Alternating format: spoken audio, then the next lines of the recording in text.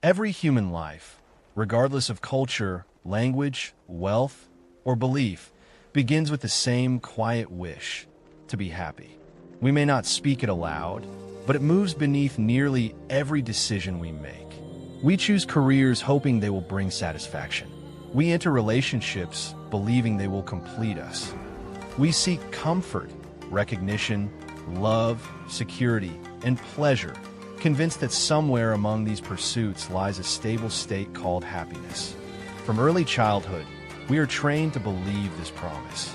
A child is praised when they smile, rewarded when they behave, comforted when they cry. Slowly, almost invisibly, the lesson forms. Happiness is something you gain when conditions are right.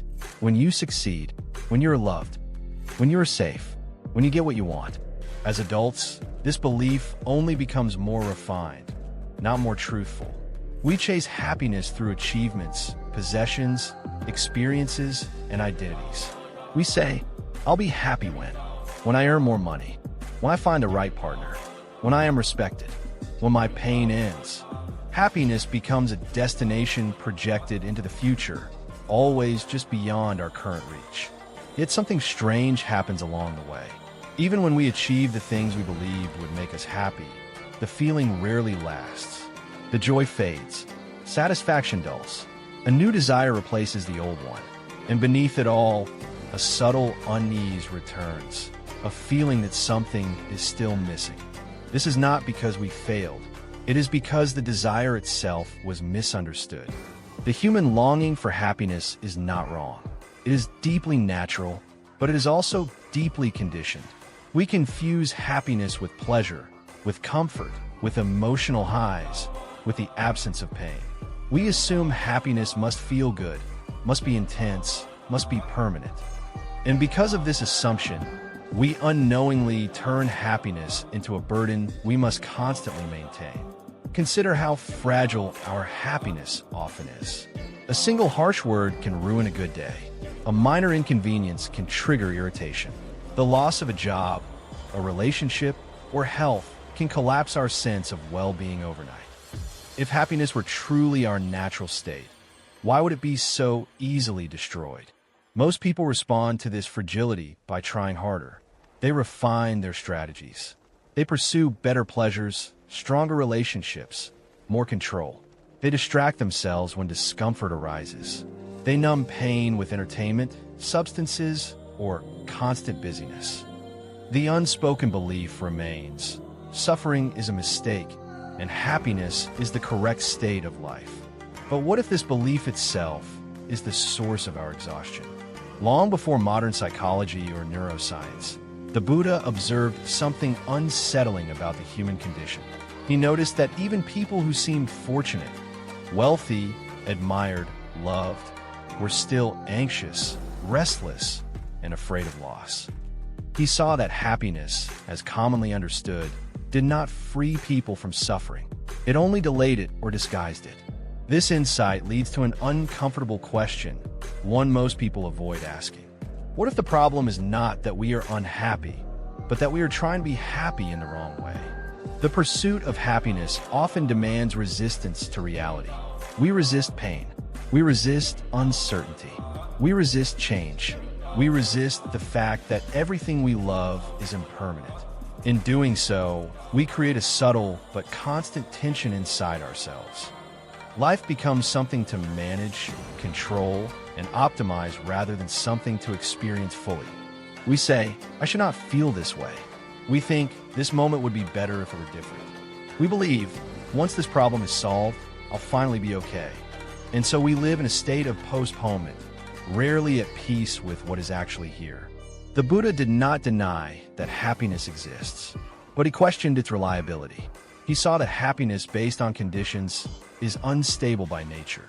It depends on things going our way. It depends on other people behaving as we want. It depends on the body staying healthy, the mind staying calm, the world staying predictable. None of these conditions can be guaranteed. This is why the Buddha never framed his teaching as a promise of happiness. To do so would have reinforced the very illusion that traps the human mind, the belief that life owes us a pleasant experience. Instead, he began somewhere far more honest. He began with suffering, not suffering as tragedy or punishment, but suffering as a psychological fact. Birth, aging, illness, loss, disappointment, fear, and dissatisfaction are not anomalies in life. They are woven into its fabric. Even moments of joy carry the seed of loss, because we know they will not last. The average person hears this and recoils. It sounds pessimistic, even bleak. But the Buddha's observation was not meant to depress. It was meant to liberate. Because once suffering is acknowledged rather than denied, a different kind of question becomes possible. Not how can I be happy, but why do I suffer even when I get what I want? This shift in questioning changes everything. The desire for happiness often keeps us trapped in comparison. We measure our lives against others. We judge our progress. We worry about falling behind. We fear missing out. Happiness becomes something we must prove we deserve. In contrast, examining suffering turns attention inward. Not to blame, but to understand. It invites curiosity rather than ambition. It asks us to look at how craving, attachment, and resistance operate within our own minds. This is where the paradox begins to emerge. The Buddha understood that if he promised happiness, people would cling to the promise. They would turn the path into another achievement, another identity, another source of attachment. They would chase enlightenment the same way they chase success, grasping, striving, comparing. But liberation cannot be grasped. Freedom does not arrive as an emotional high. Peace does not depend on everything feeling good. True ease arises when we stop demanding that life conform to our preferences. The universal desire to be happy is not wrong, but it is incomplete. It points toward a deeper longing that most people never recognize, the longing to stop struggling with reality. Beneath our search for pleasure is a wish for safety. Beneath our desire for success is a wish for worthiness. Beneath our craving for love is a wish to not feel alone or threatened. These wishes are not satisfied by happiness as a feeling. They are addressed only when the mind learns to stop clinging. This is why the Buddha remained silent when asked to define happiness. Silence, in this case, was not avoidance. It was precision. Any definition would have been misunderstood. Any promise would have been misused. Instead of offering happiness, he offered something far more radical, an end to unnecessary suffering. And that journey begins not with pleasure, but with honesty, by seeing clearly how deeply the desire to be happy has shaped our fears, our habits, and our misunderstandings about life itself. Only then can we begin to ask a better question, one that does not chase happiness, but gently loosens the grip of suffering. At first glance, happiness seems harmless, noble even. Who could argue against wanting to feel good, to experience joy, to live without pain? The pursuit of happiness is praised in cultures across the world. It is written into laws, embedded in education, advertised relentlessly, and celebrated as the ultimate sign of successful life. Yet the Buddha observed something few were willing to see. The pursuit of happiness, when misunderstood, quietly transforms into a trap. This trap is subtle because it does not appear as suffering right away. It appears as hope. Hope that the next achievement will finally bring contentment. Hope that the next relationship will heal old wounds. Hope that the next phase of life will feel lighter, calmer, more complete. Hope itself is not the enemy, but when hope becomes dependence, when our inner peace relies on future conditions, it begins to erode our ability to be present with life as it is. Happiness turns into a contract we make with reality. I will accept you only if you meet my expectations. This is where the trap closes. The more we chase happiness, the more narrowly we define acceptable experience. We label emotions as good or bad, moments as successful or wasted, people as supportive or obstacles. Life becomes divided into what should be pursued and what should be avoided. Pleasure is welcomed. Discomfort is rejected. Neutral moments are ignored. But life does not cooperate with this arrangement. Pain arrives uninvited. Loss interrupts joy. Aging weakens the body. Change disrupts stability. And when these realities appear, the mind trained to chase happiness reacts with resistance. It asks, why is this happening to me? It insists, this shouldn't be here. It concludes, something has gone wrong. In that moment, suffering intensifies, not because of pain itself, but because pain is seen as failure. The Buddha recognized that this resistance is the true engine of suffering, not the presence of difficulty, but the refusal to allow it. When happiness becomes the goal, pain becomes the enemy. And when pain is the enemy, life itself becomes a battlefield. Consider how often people feel guilty for not being happy. Even in moments of grief, stress, or exhaustion, there is a quiet pressure to stay positive, to look on the bright side, to be grateful. While these attitudes can be helpful in moderation, they often mask a deeper discomfort with pain itself. Instead of meeting suffering with understanding, we rush to fix it, suppress it, or bypass it. We turn to distractions, constant entertainment, endless scrolling, shopping, substances, work, productivity, not because they truly fulfill us, but because they momentarily silence discomfort. This is not happiness. It is avoidance. The trap of happiness is that it trains us to flee from what makes us human. Fear, sadness, uncertainty, vulnerability. These are not defects in life. They are expressions of being alive in an impermanent world. When we label them as problems to eliminate, we declare war on our own experience. The Buddha saw this clearly. He noticed that people who were most obsessed with happiness were often the most anxious. They feared losing what they had gained. They clung tightly to pleasant experiences, knowing, consciously or unconsciously, that they could not last. Pleasure, once grasped, becomes fragile. A joyful moment turns into a memory we try to recreate. A loving relationship becomes a source of fear. What if it changes? What if it ends? Success becomes pressure. What if I fall from this position? Thus, happiness pursued through attachment breeds insecurity. The very thing meant to free us ends up binding us more tightly. This is why the Buddha did not encourage people to accumulate happiness. He saw that accumulation implies ownership, and ownership implies fear of loss. Instead, he asked a different kind of question. What happens if we stop trying to secure pleasant experiences and start understanding why unpleasant ones disturb us so deeply? The trap tightens further when happiness becomes identity. People begin to define themselves by how happy they appear, especially in modern society, where images of joy, success, and fulfillment are constantly displayed. The pressure to appear happy often outweighs the freedom to be honest. When happiness becomes identity, suffering becomes shame. People hide their struggles. They judge themselves harshly for feeling anxious, lonely, or lost. They believe they are failing at life because they are not happy enough. This self-judgment adds a second layer of suffering on top of the first. The Buddha understood that suffering multiplied by self-blame becomes unbearable. He also understood that happiness, when treated as a permanent state, contradicts the fundamental nature of reality. Everything that arises passes away. Emotions come and go. Conditions shift. Bodies age. Relationships evolve. No feeling, pleasant or painful, can be held indefinitely. To promise lasting happiness would be to deny impermanence. And to deny impermanence is to deepen illusion.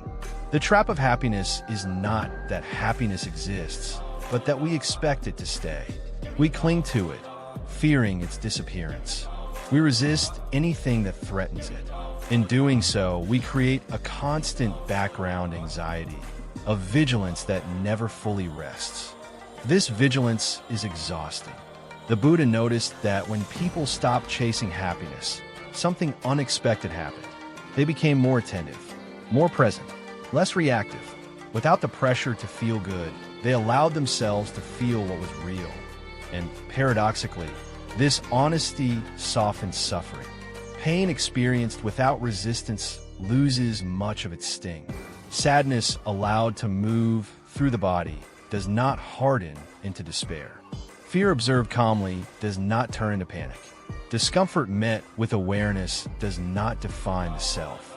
This does not mean suffering disappears overnight, but it changes texture. It becomes workable, understandable, no longer a personal failure. The happiness trap teaches us to ask, how can I feel better? The Buddha invited a deeper inquiry. Why do I suffer when things are not the way I want them to be? This question shifts attention away from controlling the world and toward understanding the mind. When happiness is the goal, the mind is always negotiating with reality. When suffering is understood, the mind begins to relax its grip. This is why the Buddha's path does not begin with joy, bliss, or fulfillment. It begins with clarity. Clarity about impermanence. Clarity about attachment. Clarity about the cost of resistance. The trap of happiness closes when we believe that life should always feel good. The door opens when we realize that peace does not require pleasure, only understanding. And in that understanding, a different kind of ease becomes possible, one that does not depend on chasing happiness, but arises naturally when the struggle against life finally softens. Throughout his life, the Buddha was asked many questions. People approached him with urgency, curiosity, desperation, and hope. They asked about the nature of the self, the fate of the soul after death, the origin of the universe, the meaning of existence. But beneath many of these questions lay a simpler, more personal request, sometimes spoken directly, sometimes hidden between the lines. How can I be happy? How can I escape pain and live a good life? And yet, again and again, the Buddha refused to answer this question in the way people expected. He did not offer a formula for happiness. He did not promise joy as a reward. He did not define a final state where life would always feel pleasant. To many, this silence was confusing. To some, it was disappointing. To others, it seemed evasive. Why would a teacher so compassionate, so clear-sighted, refuse to give people what they wanted most?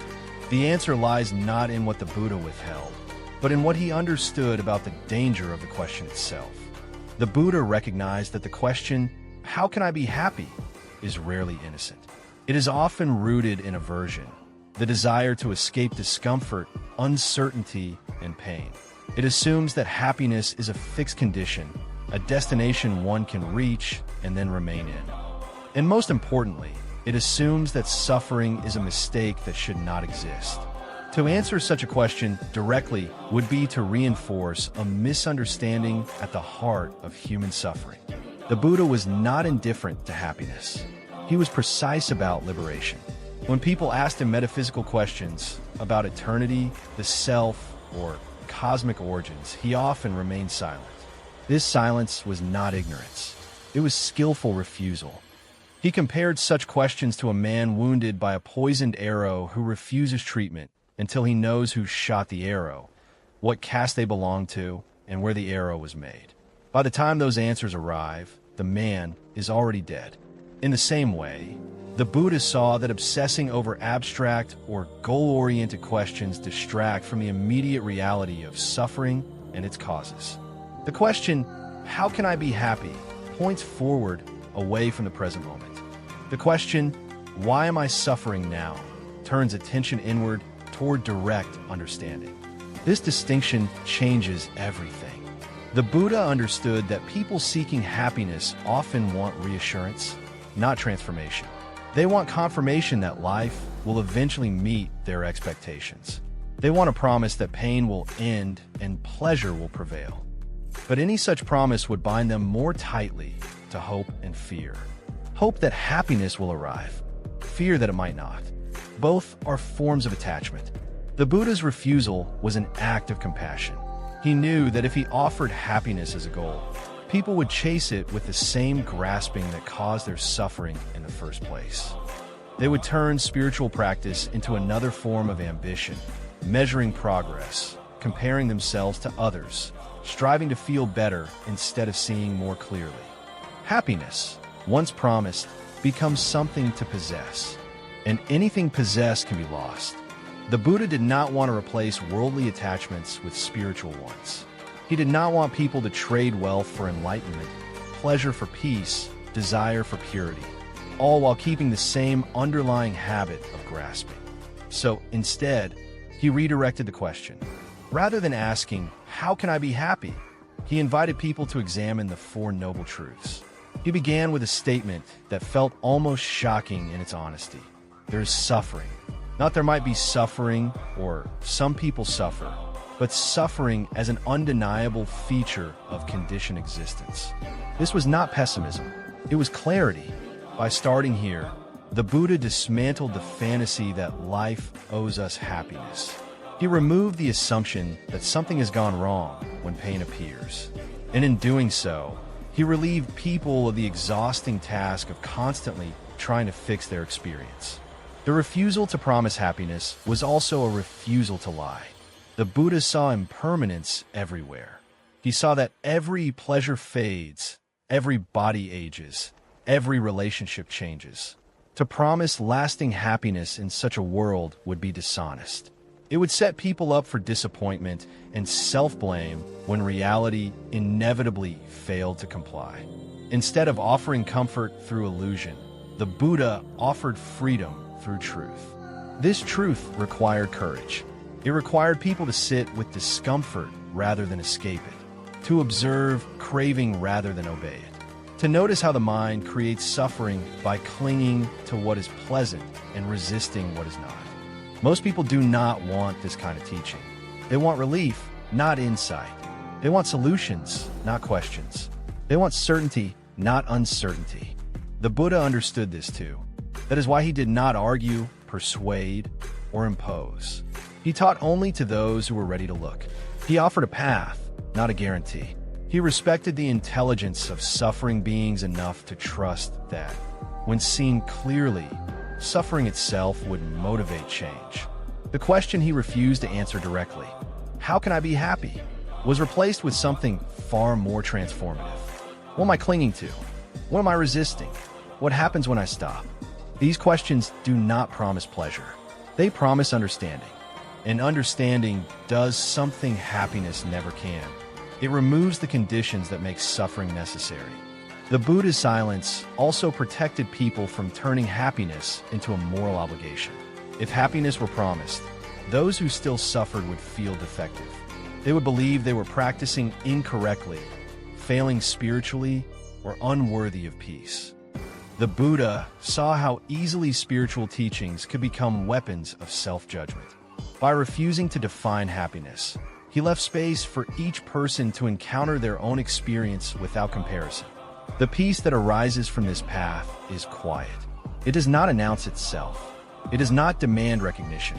It is not an emotion that must be sustained. It is a release, a loosening of the grip that says life must be a certain way in order to be acceptable. This is why the Buddha's teaching often feels unsatisfying to those seeking comfort. It does not flatter the ego.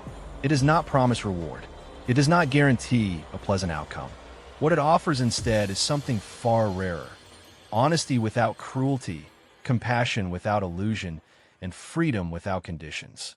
In refusing to answer the question people wanted answered, the Buddha answered the question they did not yet know how to ask. And in that refusal, he pointed, not toward happiness, but toward the end of unnecessary suffering, which is deeper, quieter, and far more enduring than any promise of joy could ever be. When the Buddha began to teach after his awakening, he did not start with hope. He did not speak first of enlightenment, bliss, or liberation. He began with a word that unsettles most people when they first encounter it: Dukkha, often translated simply as suffering. This word is both more subtle and more honest than it appears. Dukkha does not mean that life is nothing but pain. It does not mean that existence is tragic or meaningless. What it points to is something far more intimate and uncomfortable: the deep, persistent unsatisfactoriness woven into conditioned life. This was the Buddha's radical starting point. According to the first noble truth, life as we ordinarily live, it is marked by dukkha. Birth, aging, illness, and death are dukkha. Separation from what we love is dukkha. Encountering what we dislike is dukkha. Not getting what we want is dukkha. Even getting what we want, and fearing its loss is dukkha. At first, this teaching can feel harsh. Many people hear it as pessimism, as if the Buddha were declaring that life is fundamentally broken. But this is a misunderstanding. The Buddha was not condemning life. He was describing it accurately. To understand dukkha, we must let go of the idea that suffering only means intense pain or obvious misery. Dukkha includes subtle dissatisfaction, restlessness, unease, and the quiet feeling that something is never quite complete. It is the tension beneath our pleasures, the anxiety beneath our achievements, the emptiness that returns even after moments of joy.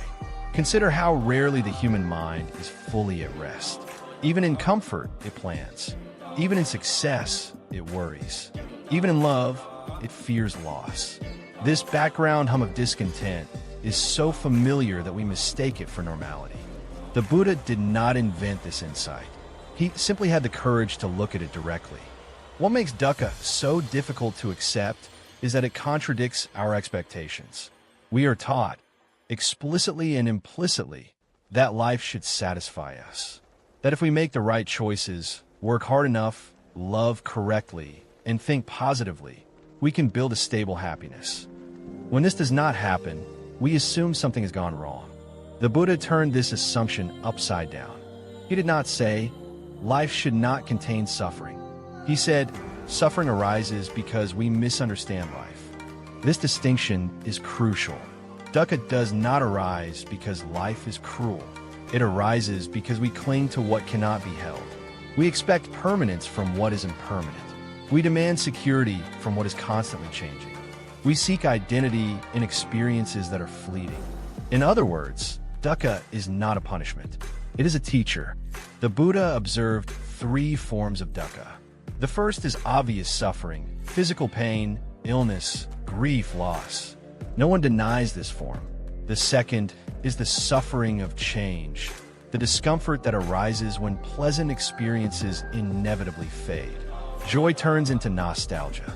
Youth turns into aging. Excitement turns into boredom. Even happiness carries the seed of dissatisfaction because we know it will not last. The third form is the most subtle and the most pervasive, the suffering of conditioned existence itself. This is the unease that comes from being dependent on conditions we cannot control. It is the feeling that life requires constant maintenance, constant adjustment, constant effort just to remain tolerable. This is the dukkha most people spend their lives trying to outrun. We distract ourselves from it. We decorate it. We numb it. We turn it into ambition. We convince ourselves that once the right conditions are in place, it will disappear. But because those conditions are unstable, the unease never fully resolves. The Buddha's genius was not in diagnosing suffering. Everyone knows suffering, but in refusing to treat it as a personal failure. He saw that dukkha is not proof that something is wrong with you. It is evidence that you are human in a world governed by impermanence. This insight alone is profoundly relieving. Imagine how much self-judgment dissolves when suffering is no longer seen as weakness. How much pressure lifts when discomfort is no longer treated as a problem to eliminate at all costs. How much gentler life becomes when pain is allowed to exist without resistance. The Buddha did not ask people to enjoy suffering. He asked them to stop fighting it blindly. By acknowledging dukkha as a universal condition, he removed the shame that surrounds it. He normalized grief. He legitimized confusion. He made space for vulnerability. In doing so, he created the foundation for compassion, both toward oneself and others. This is why the Buddha did not promise happiness. To promise happiness would be to deny dukkha. To deny dukkha would be to deny reality.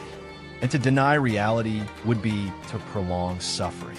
Instead, the Buddha invited people to see dukkha clearly without turning away. He trusted that honest seeing would naturally lead to wisdom. When suffering is seen clearly, it stops being mysterious. It stops feeling personal. It stops demanding immediate escape. It becomes something that can be studied, understood, and eventually released. This approach stands in stark contrast to how most people deal with discomfort. We ask, how do I get rid of this? The Buddha asked, what is this made of? He noticed that dukkha is inseparable from craving. The craving for pleasure, for becoming, for non-being. We crave experiences to make us feel whole. We crave identities to make us feel secure. We crave certainty in an uncertain world. And when reality does not cooperate, suffering arises. The first noble truth does not end with despair. It opens the door to responsibility, not blame, but agency. If suffering arises from causes, then it can also cease when those causes are understood. This is the quiet hope hidden within the Buddha's refusal to promise happiness. He did not offer happiness because happiness is fragile. He offered understanding because understanding endures. When we stop demanding that life be different, something unexpected happens. The sharp edge of suffering softens. Pain remains, but the added layer of resistance dissolves. Loss still hurts, but it no longer feels unjust. Change still arrives, but it is no longer shocking. This does not make life dull. It makes it honest. The Buddha's teaching on dukkha does not strip life of meaning. It strips away illusion. And in that clearing, a deeper appreciation becomes possible. Not because life is perfect, but because it is fully seen.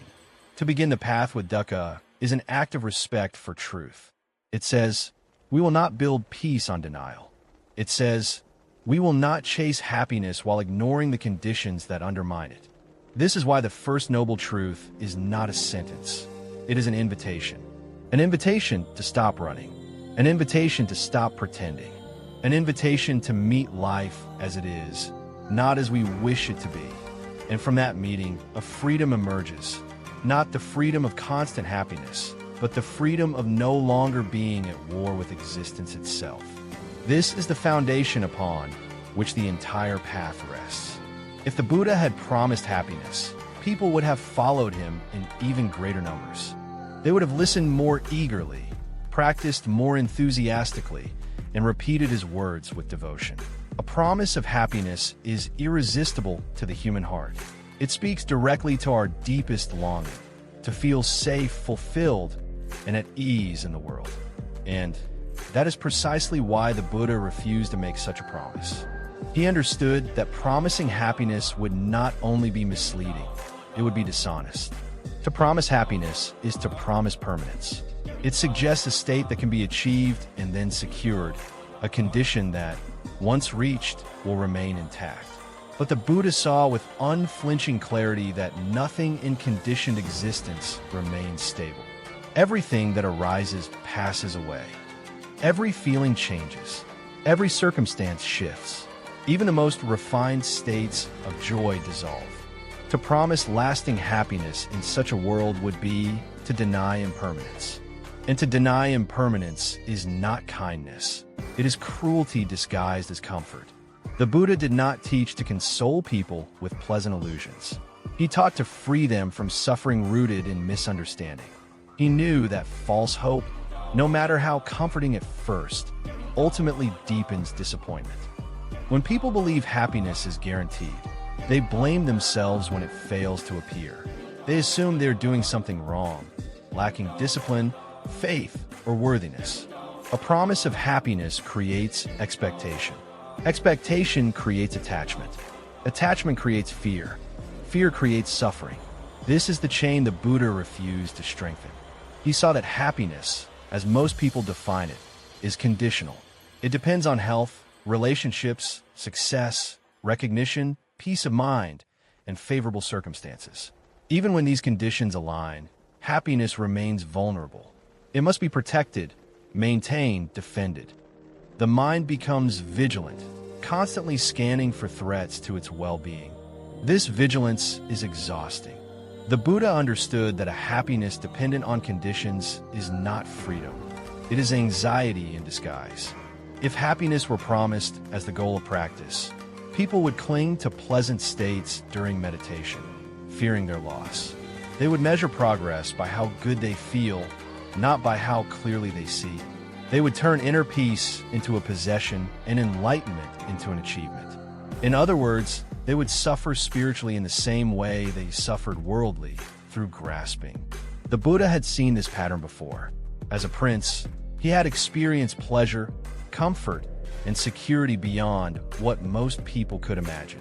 He knew firsthand that pleasure does not end suffering. It only postpones it. When pleasure fades, suffering returns, often intensified by disappointment and fear. To promise happiness would have been to repeat the very mistake he had transcended. More importantly, such a promise would have misdirected attention. People seeking happiness look outward and forward. They ask, what must I gain? What must change? Where must I arrive? Their attention skips over the present moment, treating it as an obstacle to overcome rather than a field of understanding. But liberation does not lie ahead. It lies in seeing what is already happening. The Buddha understood that suffering does not arise because happiness is absent. It arises because craving is present. Craving for pleasure, craving for certainty, craving for becoming someone who is finally complete. As long as craving remains unexamined, happiness, even if attained, becomes another object of attachment. This is why the Buddha did not lie by omission. He spoke clearly about impermanence, unsatisfactoriness, and non-ownership. He did not soften these truths to make them more appealing. He trusted that honesty, though difficult, was the deepest form of compassion. A promise of happiness would have been a lie not only because happiness cannot be guaranteed, but because happiness is not what suffering needs in order to end. Suffering ends through understanding, not pleasure. Consider this carefully. Pain does not become unbearable because it exists. It becomes unbearable when it is resisted, feared, and misunderstood. The mind suffers not because life is difficult, but because it demands that life be different. The Buddha saw that even happiness, when clung to, becomes a source of suffering. The fear of losing it, the effort to preserve it, the disappointment when it fades, all of this turns pleasure into burden. How could he promise something that inevitably transforms into its opposite? Instead, he offered something far more reliable, the possibility of freedom from the compulsive need for things to be otherwise. Freedom does not require pleasant circumstances. Freedom does not depend on feeling good. Freedom arises when craving loosens its grip. This freedom does not look like happiness as commonly imagined. It is quieter, less dramatic. It does not announce itself as joy or excitement. It feels more like spaciousness, like relief, like no longer being pushed or pulled by every experience. People often mistake this for indifference. It is not. It is intimacy without attachment, presence without demand. If the Buddha had promised happiness, people would have misunderstood this freedom. They would have expected constant bliss and felt betrayed when pain still arose. They would have turned away from the path the moment discomfort appeared, believing something had gone wrong. By refusing to promise happiness, the Buddha prepared people for reality. He taught them to expect change, loss, discomfort, and uncertainty, not as failures, but as natural expressions of life. He showed them how to meet these experiences without collapsing into suffering. This honesty is what makes the path durable. The Buddha also understood that happiness, when promised, becomes a moral standard. People begin to judge themselves and others by how happy they appear. Those who suffer feel inferior. Those who struggle feel ashamed. Compassion is replaced by comparison. The Buddha did not want his teaching to become another hierarchy of success. By refusing to promise happiness, he leveled the ground. He affirmed that suffering is universal, not a sign of deficiency. He removed the pressure to perform well-being. He allowed people to be human without apology. This is not a denial of joy. Joy arises naturally when suffering diminishes, but it arises as a byproduct, not a target. It appears and disappears without ownership.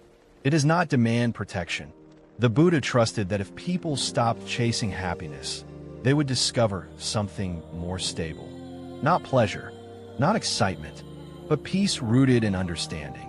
To promise happiness would have been to offer a fragile gift in an impermanent world. To teach the end of suffering was to offer something that could not be taken away. This is why the Buddha's teaching feels austere to those seeking comfort.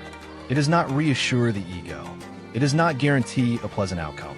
It asks for honesty, patience, and courage. But for those willing to look deeply, this refusal reveals its true kindness. The Buddha did not lie to make people feel better. He told the truth to make them free. And in that truth, stripped of promises, illusions, and expectations, something far more trustworthy than happiness becomes possible. A peace that does not depend on life going our way, and therefore cannot be betrayed when it doesn't. One of the most radical aspects of the Buddha's teaching is not what it promises, but what it asks us to stop doing. It does not demand belief, devotion, or blind faith. It asks for something far more difficult and far more transformative: to see pain without escaping it. For most human beings, pain is not merely something unpleasant. It is something intolerable. From an early age, we learn to associate pain with danger, failure, or punishment. When pain appears, whether physical, emotional, or psychological, the instinctive response is to avoid it, suppress it, distract ourselves from it, or make it disappear as quickly as possible. This reaction feels natural. It feels protective. It feels intelligent. And yet, the Buddha observed that this very instinct is what turns pain into suffering. Pain, in itself, is unavoidable. Bodies ache, emotions hurt, loss wounds, change unsettles. These experiences are part of living. But suffering arises when pain is met with resistance, when the mind tightens, judges, and demands that the experience be different. The Buddha's insight was precise. Pain is inevitable. Suffering is optional.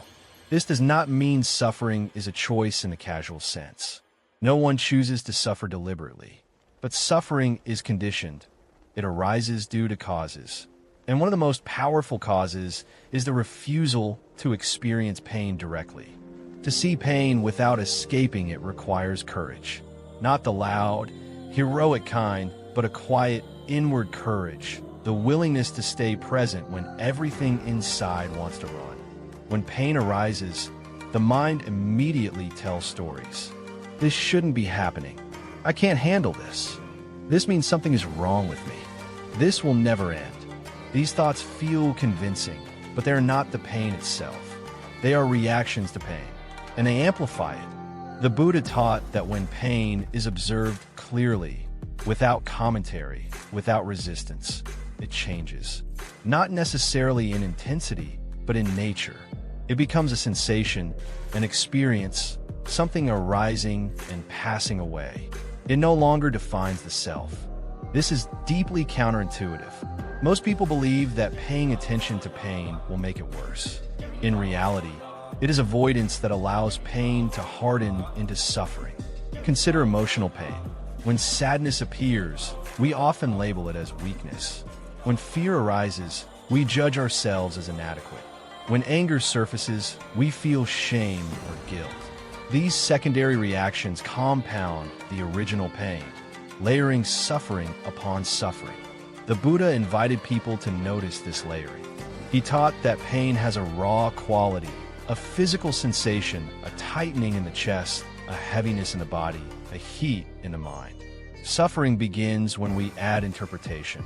This pain should not be here. I am failing. I am broken.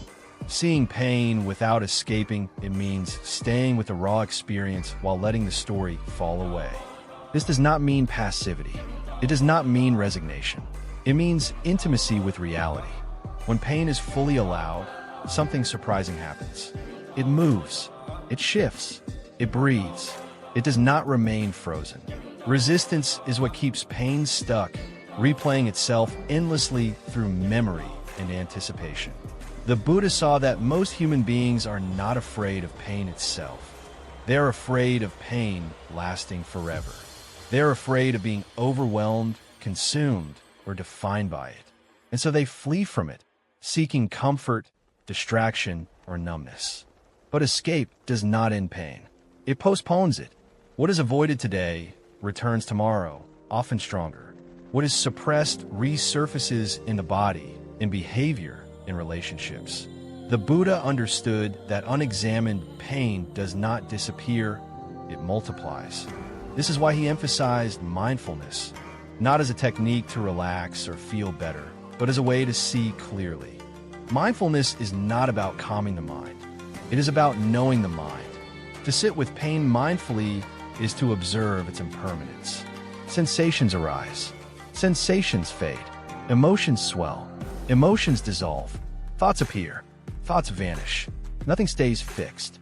This direct observation weakens the belief that pain is permanent, personal, or uncontrollable. The Buddha did not ask people to enjoy pain. He asked them to stop fearing it blindly. Fear creates tension. Tension intensifies pain. When fear softens, pain becomes workable. This is why the Buddha's path does not revolve around comfort. Comfort can be taken away. Insight cannot. Seeing pain clearly also dismantles the illusion of control. Much of our suffering comes from the belief that we should be able to control our inner world. To choose emotions, eliminate discomfort, and maintain stability at will. When this control fails, we feel helpless or ashamed.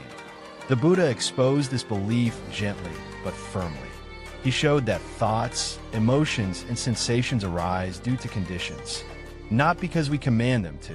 They are not possessions. They are events. To see pain without escaping it is to stop claiming ownership over experience. Pain is happening, but it is not me. It is not mine. It is not permanent. This realization does not eliminate pain, but it removes the identity built around it. Many people resist this teaching because it feels unsafe. They fear that if they stop escaping pain, they will be overwhelmed. But the Buddha taught that awareness itself is spacious. It can contain pain without being consumed by it. Pain felt fully is often less overwhelming than pain resisted. This is especially true for psychological suffering. Anxiety thrives on avoidance. Grief deepens when denied. Trauma tightens when suppressed. When these experiences are met with gentle, steady awareness, their grip slowly loosens.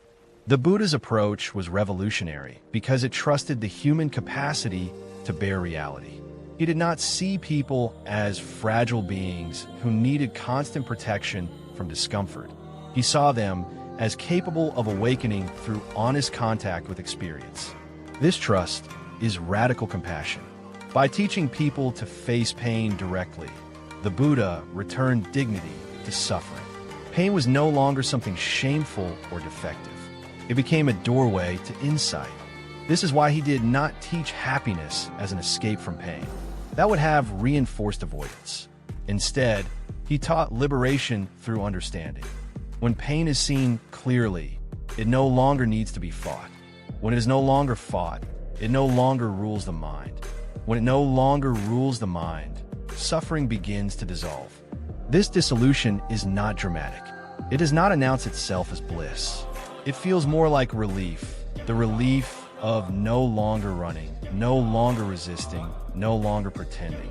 The Buddha knew that peace does not come from building walls against pain. It comes from removing the walls we build inside ourselves. To see pain without escaping is to stop treating life as an enemy. It is to meet experience with curiosity rather than fear. It is to discover that beneath resistance lies a quiet strength, the strength to be present with what is, without needing it to be something else. This is the courage at the heart of the path, not the courage to conquer pain, but the courage to understand it. And in that understanding, pain loses its power to imprison the mind. This is not happiness as a promise. It is freedom as a possibility. And it begins the moment we stop running. When people hear the phrase letting go, they often imagine relief. They picture a lightness, a sense of ease, perhaps even joy. Letting go, in the popular imagination, sounds like freedom, like finally dropping a heavy burden and walking away unencumbered. But the Buddha understood something far more unsettling. Letting go does not initially feel good. In fact, it often feels like loss. This is one of the most misunderstood aspects of the path. Many seekers expect that as attachment loosens, happiness will immediately arise. They assume that release must feel pleasant, soothing, or affirming. When it doesn't, When letting go brings discomfort, emptiness, or fear, they conclude that something has gone wrong. The Buddha knew this moment well. He knew it was not a failure, but a threshold. Letting go hurts because attachment has become familiar. Even suffering, when long carried, becomes part of our identity. We know how to live inside our patterns of craving, resistance, and control. We may complain about them, but they provide a sense of continuity, of self. When attachment begins to loosen, that sense of self is threatened, and the mind reacts. We cling not only to pleasure, but to stories. Stories about who we are, stories about what we deserve, stories about how life should unfold. Letting go means allowing these stories to unravel. And when they do, the mind often experiences something like groundlessness, a feeling that nothing solid remains to stand on.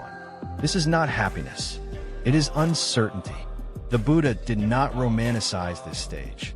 He did not describe it as blissful or inspiring. He described it as disorienting. When craving weakens, the familiar strategies for managing life no longer work. We can no longer manipulate experience to feel safe. We can no longer rely on desire to give us direction. And so the question arises, if I am not chasing something, who am I? This question does not have an immediate answer, and that is precisely what makes letting go uncomfortable. Most of our sense of purpose is borrowed from desire. We move toward pleasure. We move away from pain. We define progress as improvement in how we feel. When desire fades, motivation seems to fade with it. The mind fears stagnation, emptiness, or meaninglessness. But the Buddha saw that this fear arises because we mistake craving for aliveness. Craving feels energetic. It feels purposeful. It gives the illusion of direction. But it is also restless. It never rests. It cannot be satisfied. When one desire is fulfilled, another immediately takes its place. Letting go interrupts this cycle. At first, this interruption feels like deprivation. The mind protests, why am I giving this up? What will replace it? The assumption is that something must replace desire in order for life to continue. This assumption is false. Life does not require craving to function. It requires awareness. But awareness feels quiet, and quiet can feel frightening to a mind accustomed to noise. This is why letting go often feels like falling rather than arriving.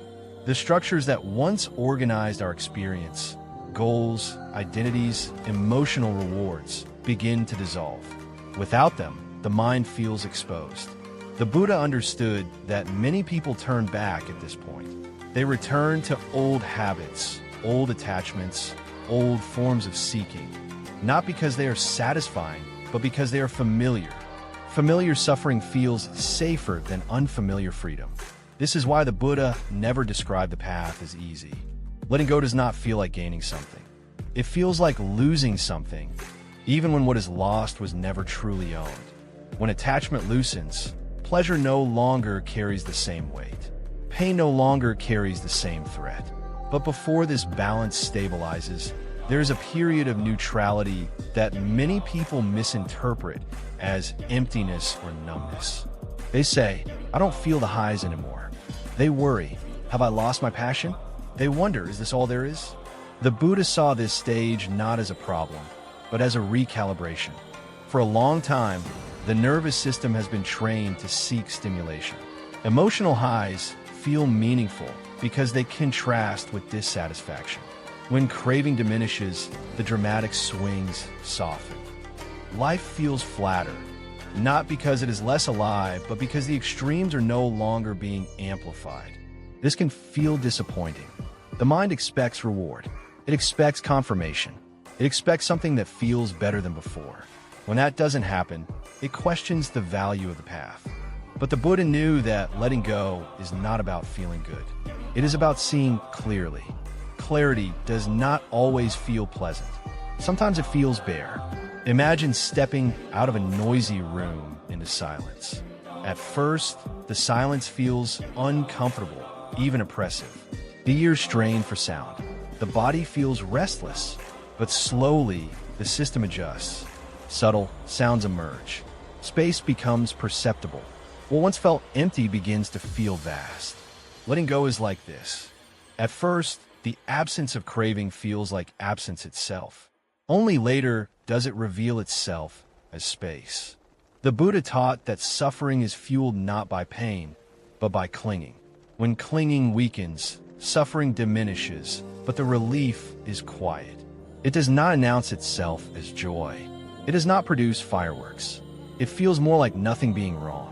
And this can feel anticlimactic. People often ask, is that all? The Buddha's teaching answers gently, yes, and that is the point. Freedom is not an experience to be consumed. It is the absence of compulsion. Letting go also confronts us with grief.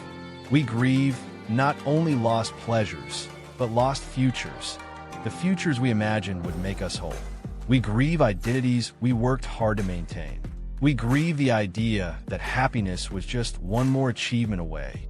This grief is real, and it deserves to be felt. The Buddha did not teach bypassing grief. He taught allowing it. Grief, too, arises from attachment. When seen clearly, it passes. When resisted, it lingers. Letting go means allowing the heart to break open rather than harden. It means trusting that beneath the pain of release lies something more stable than satisfaction. What lies beneath is not happiness as the world defines it. It is peace without demand. This peace does not excite the mind. It does not validate the ego. It does not promise a better story. It simply allows things to be as they are. And that is why letting go does not feel good, at least not at first. It feels honest. The Buddha knew that if he described letting go as pleasurable, people would chase it. They would turn release into another form of craving.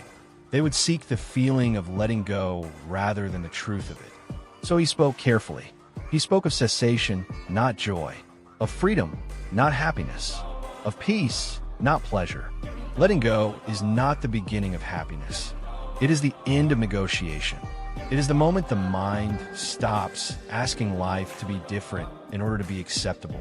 And while that moment may feel empty at first, it is an emptiness free of struggle, an emptiness that does not need to be filled. Only after the mind learns to rest in this space does something unexpected appear, not as a reward, but as a quiet consequence. A sense of ease that does not depend on feeling good. A stability that does not collapse when pleasure fades. A peace that does not argue with reality. The Buddha trusted that those who walked far enough would discover this for themselves. Not because it feels good, but because it is true. When the struggle begins to loosen, it does not announce itself. There is no dramatic moment, no sudden transformation that declares, "You are free now." What appears instead is something so subtle that many people almost miss it. Quiet. Not the quiet of silence after noise, but the quiet of no longer needing to argue with experience. For most of life, the mind is in negotiation. It bargains with reality, judges it, resists it, or tries to improve it. Even when things are going well, the mind plans for what comes next. Even when at rest, it remains alert, guarding against loss. This constant activity creates an undercurrent of tension that becomes so familiar we mistake it for being alive. The Buddha noticed that this tension is not caused by circumstances. It is caused by struggle. Struggle against pain. Struggle to secure pleasure. Struggle to maintain identity. When craving weakens and resistance softens, this struggle begins to fade. What replaces it is not happiness, but quiet.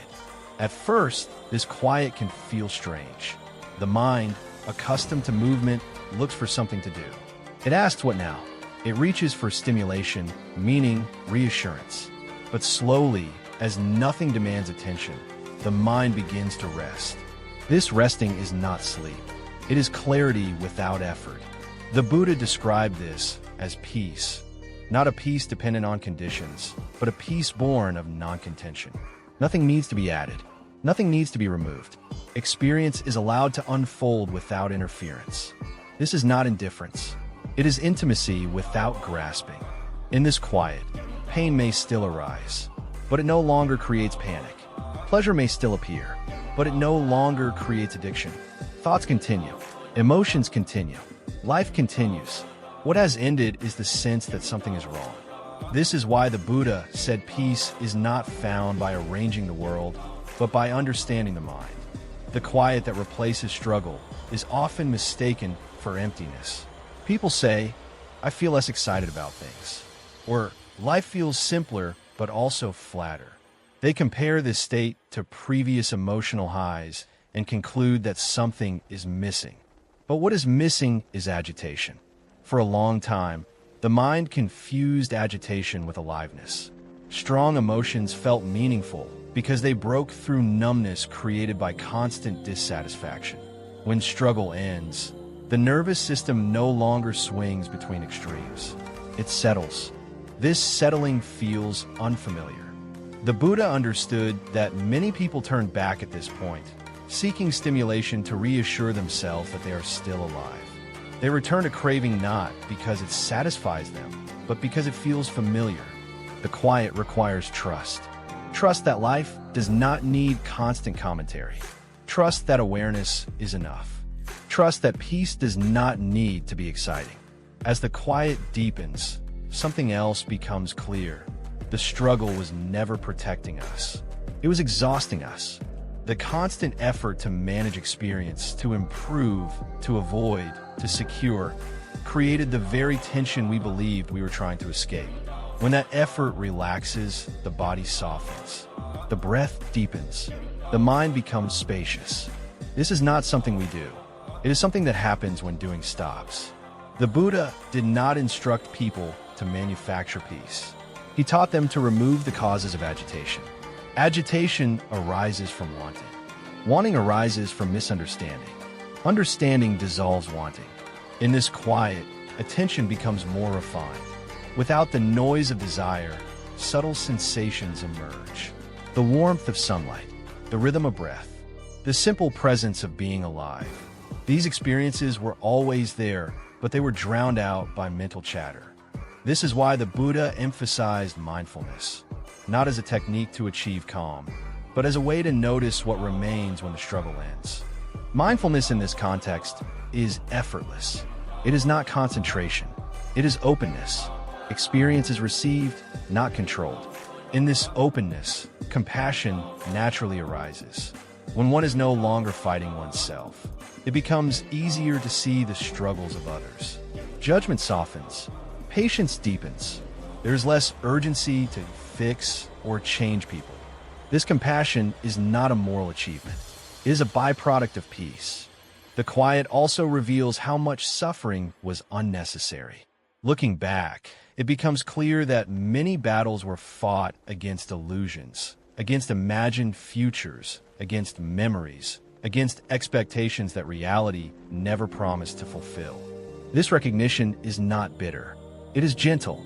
The Buddha did not teach regret. He taught understanding. As struggle dissolves, the sense of time changes.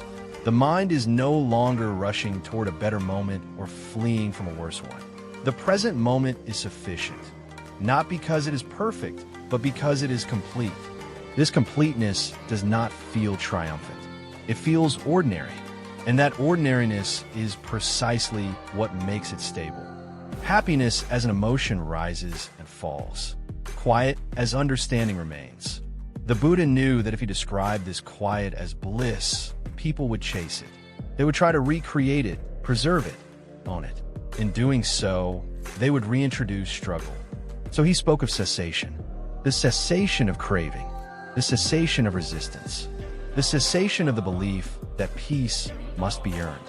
What remains is not nothing. It is life without friction. The quiet that replaces struggle is not dramatic. It does not shine. It does not demand attention.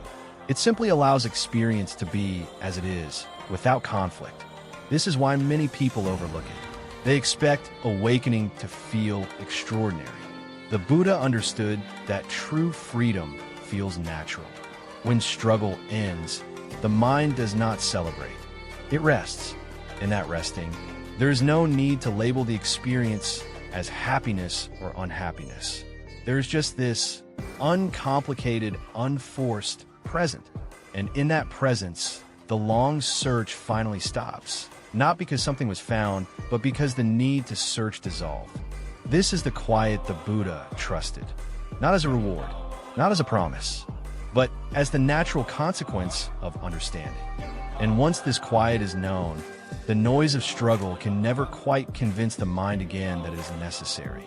Life continues, pain continues, joy continues, but the war is over, and that, more than happiness, is what the Buddha offered. One of the most persistent misunderstandings about the Buddhist teaching is the belief that peace is something we feel. People imagine peace as a calm mood, a gentle happiness, or a pleasant emotional state that replaces anxiety and pain. They search for it the way they search for joy, hoping it will arrive, stay, and protect them from difficulty. But the Buddha understood something far more precise.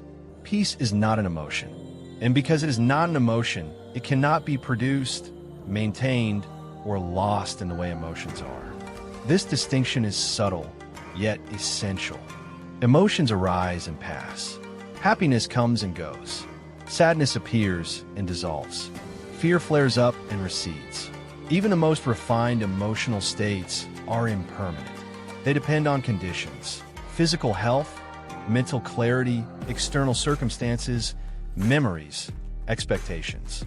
If peace were an emotion, it would be just as fragile. The Buddha did not offer something fragile. What he pointed to was a quality of relationship to experience, not a feeling layered on top of it. Peace, in the Buddhist sense, is what remains when the mind stops resisting what arises. This is why peace can coexist with pain. This idea is deeply unsettling to the modern mind. We are conditioned to believe that peace means the absence of discomfort. If something hurts, peace must be gone. If sadness appears, peace must have failed. If fear arises, something must be wrong. The Buddha saw this belief as another form of craving, the craving for constant pleasant experience.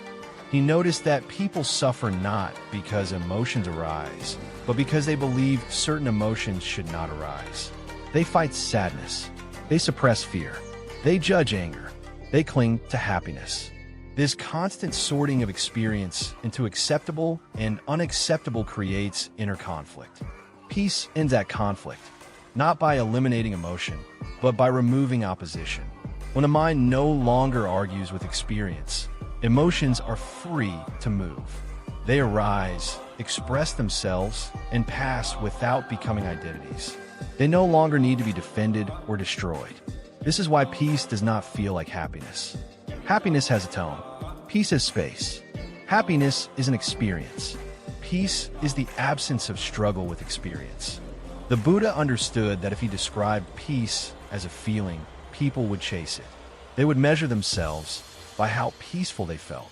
They would become anxious when peace faded, not realizing that the anxiety itself was being met with peace. This is the paradox. Peace does not disappear when disturbance arises. It disappears only when resistance returns. Imagine the sky. Clouds pass through it. Dark clouds, light clouds, storms, and clear days. The sky does not become angry at the storm. It does not cling to the sunshine. It allows everything to pass. The sky is not an emotion. It is a capacity. The Buddha taught peace in this way, not as a mood, but as a capacity to allow. When peace is understood as an emotion, people ask, how do I keep it? When peace is understood as understanding, the question dissolves. Understanding cannot be lost. It can only be forgotten. This is why the Buddha emphasized wisdom over pleasure. Wisdom sees impermanence clearly. Wisdom sees that emotions are events, not possessions. Wisdom sees that the self is not contained in feeling. With this seeing, the mind stops panicking when emotions change. It stops trying to hold on to what cannot be held. It stops fearing what cannot be avoided. This stopping is peace. It does not arrive with fireworks. It does not announce itself as joy. Often, it feels almost ordinary, so ordinary that people overlook it. They expect peace to feel better than life, when in fact it feels like life without friction. Consider how suffering actually operates. Pain arises. Then the mind adds fear. What if this never ends? Then it adds judgment. I shouldn't feel this way. Then it adds resistance. I must get rid of this. These layers turn pain into suffering. Peace removes the layers. Pain may remain. The story disappears. The Buddha did not teach people to eliminate emotions. He taught them to stop identifying with them. An emotion says, "I am sad." Peace says, "Sadness is present." This shift may seem small, but it changes everything. When sadness is present without ownership, it moves naturally. When fear is present without resistance, it loses much of its power. When joy is present without clinging, it remains light and unburdened. This is why peace cannot be reduced to a feeling. Feelings belong to the content of experience. Peace belongs to the relationship with experience. The Buddha knew that people would try to make peace into an object. They would seek it, lose it, mourn it, and chase it again. So he spoke carefully. He spoke of non-clinging, non-resistance, non-identification. He spoke of liberation, not bliss. This liberation is not dramatic. It does not produce a permanent smile or a constant sense of well-being. It produces something more durable, steadiness. Steadiness does not mean numbness. It means the ability to remain present through change. A steady mind does not collapse when happiness fades. It does not panic when pain arises. It does not inflate when praised or shrink when criticized. This steadiness is often mistaken for emotional neutrality. In truth, it allows emotions to be felt more fully, not less, because they're no longer filtered through fear. The Buddha saw that peace misunderstood as an emotion becomes another source of suffering. People judge themselves for not feeling peaceful enough. They compare their inner states to imagined ideals. They turn peace into a standard they fail to meet. By refusing to define peace emotionally, the Buddha protected people from this trap. Peace is not something you feel. It is something you stop doing. You stop resisting. You stop clinging. You stop demanding that reality conform to preference. When these movements stop, peace is already there, not as an experience, but as the ground in which all experiences appear. This is why peace can exist in grief. This is why peace can exist in uncertainty. This is why peace can exist even when life is difficult. The Buddha trusted people enough to let them discover this themselves. He did not reduce peace to a comforting idea. He pointed to it indirectly through practice, through observation, through honesty. And once seen, it changes the way life is lived. You no longer ask, "How can I feel peaceful?"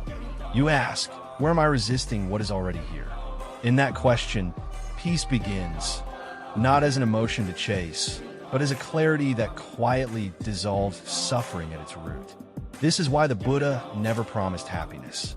Happiness is a feeling. Peace is freedom, and freedom does not come and go. Craving is so familiar that most people do not recognize it as a force shaping their lives.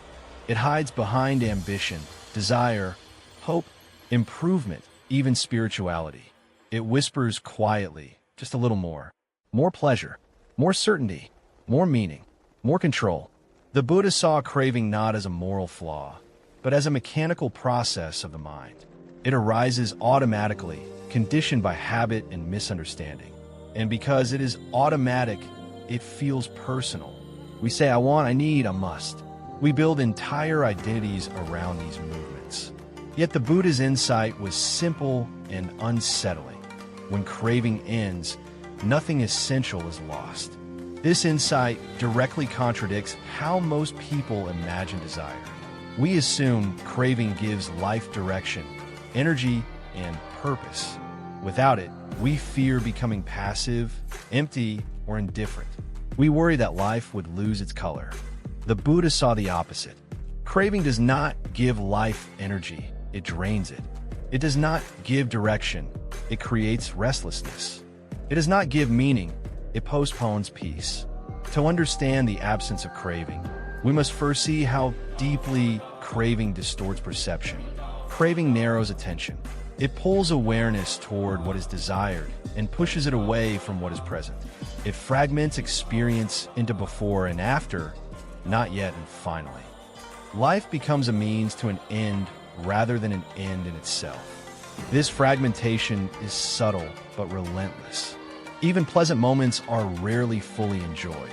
The mind anticipates their end. It plans the next one. It turns presence into preparation. As a result, satisfaction is always incomplete. The Buddha recognized that craving creates a chronic sense of lack. No matter how much is gained, something always seems missing. This is not because reality is insufficient, but because craving defines fulfillment as future attainment. When craving weakens, the sense of lack weakens with it.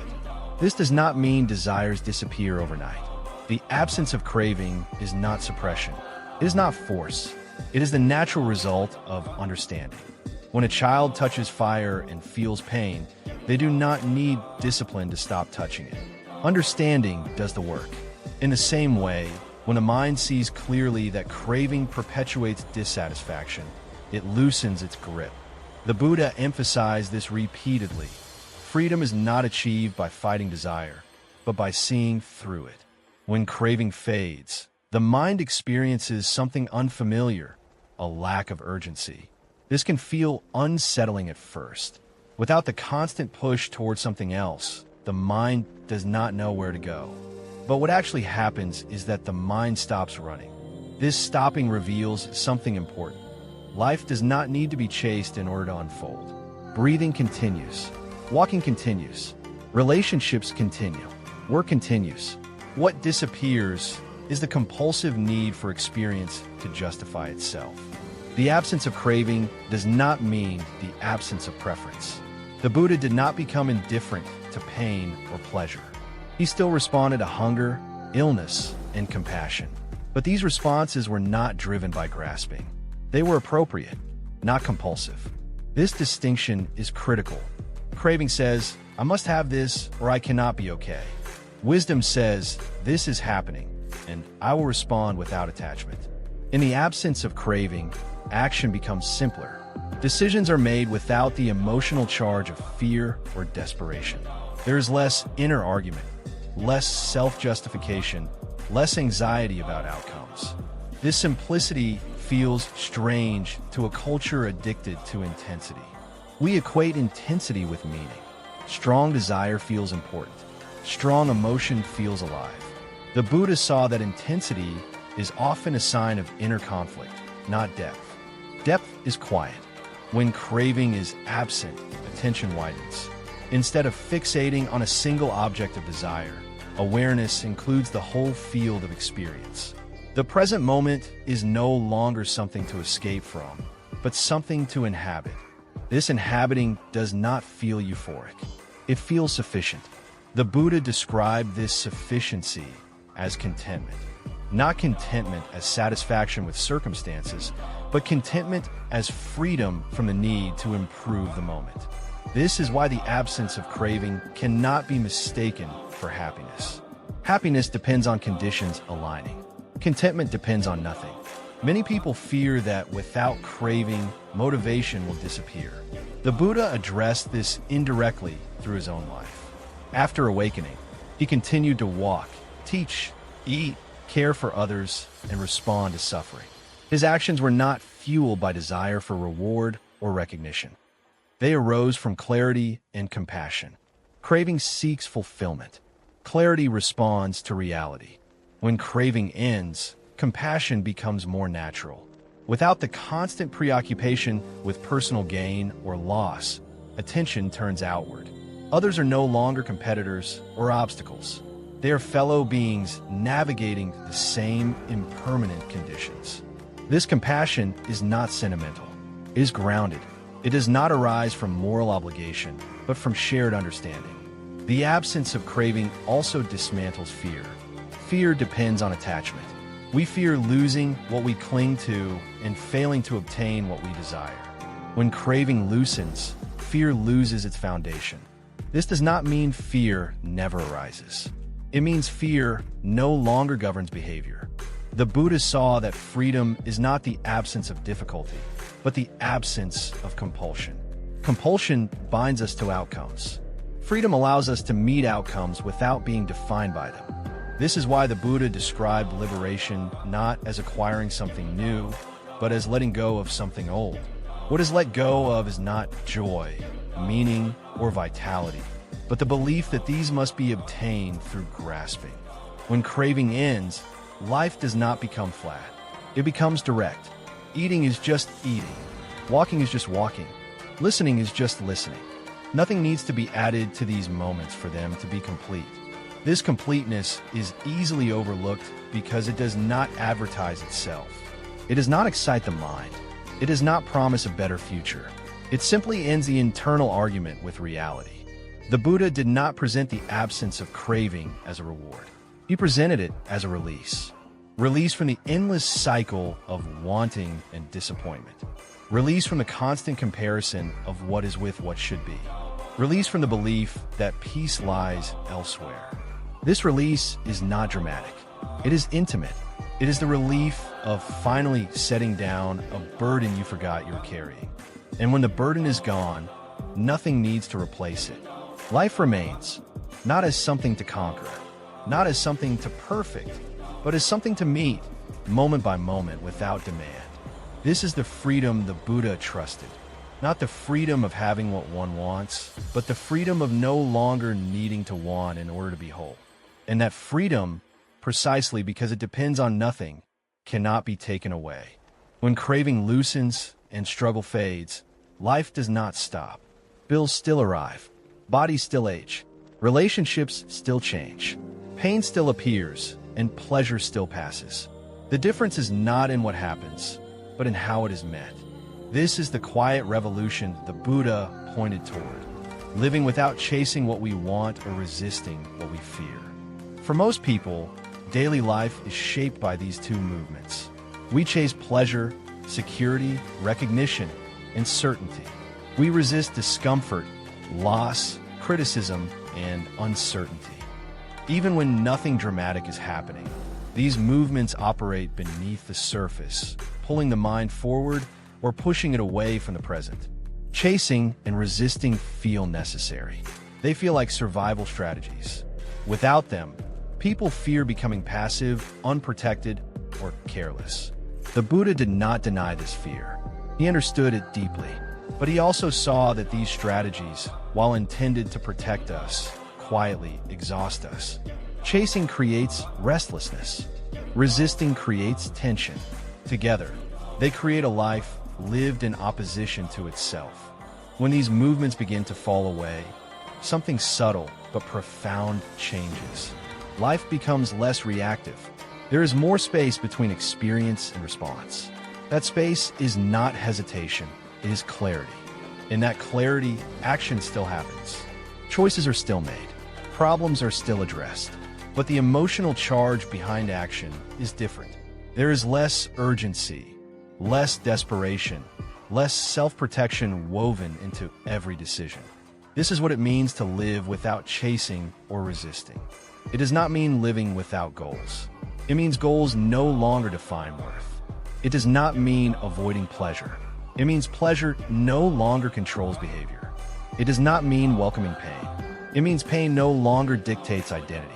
The Buddha understood that most suffering arises not from events, but from our relationship to events.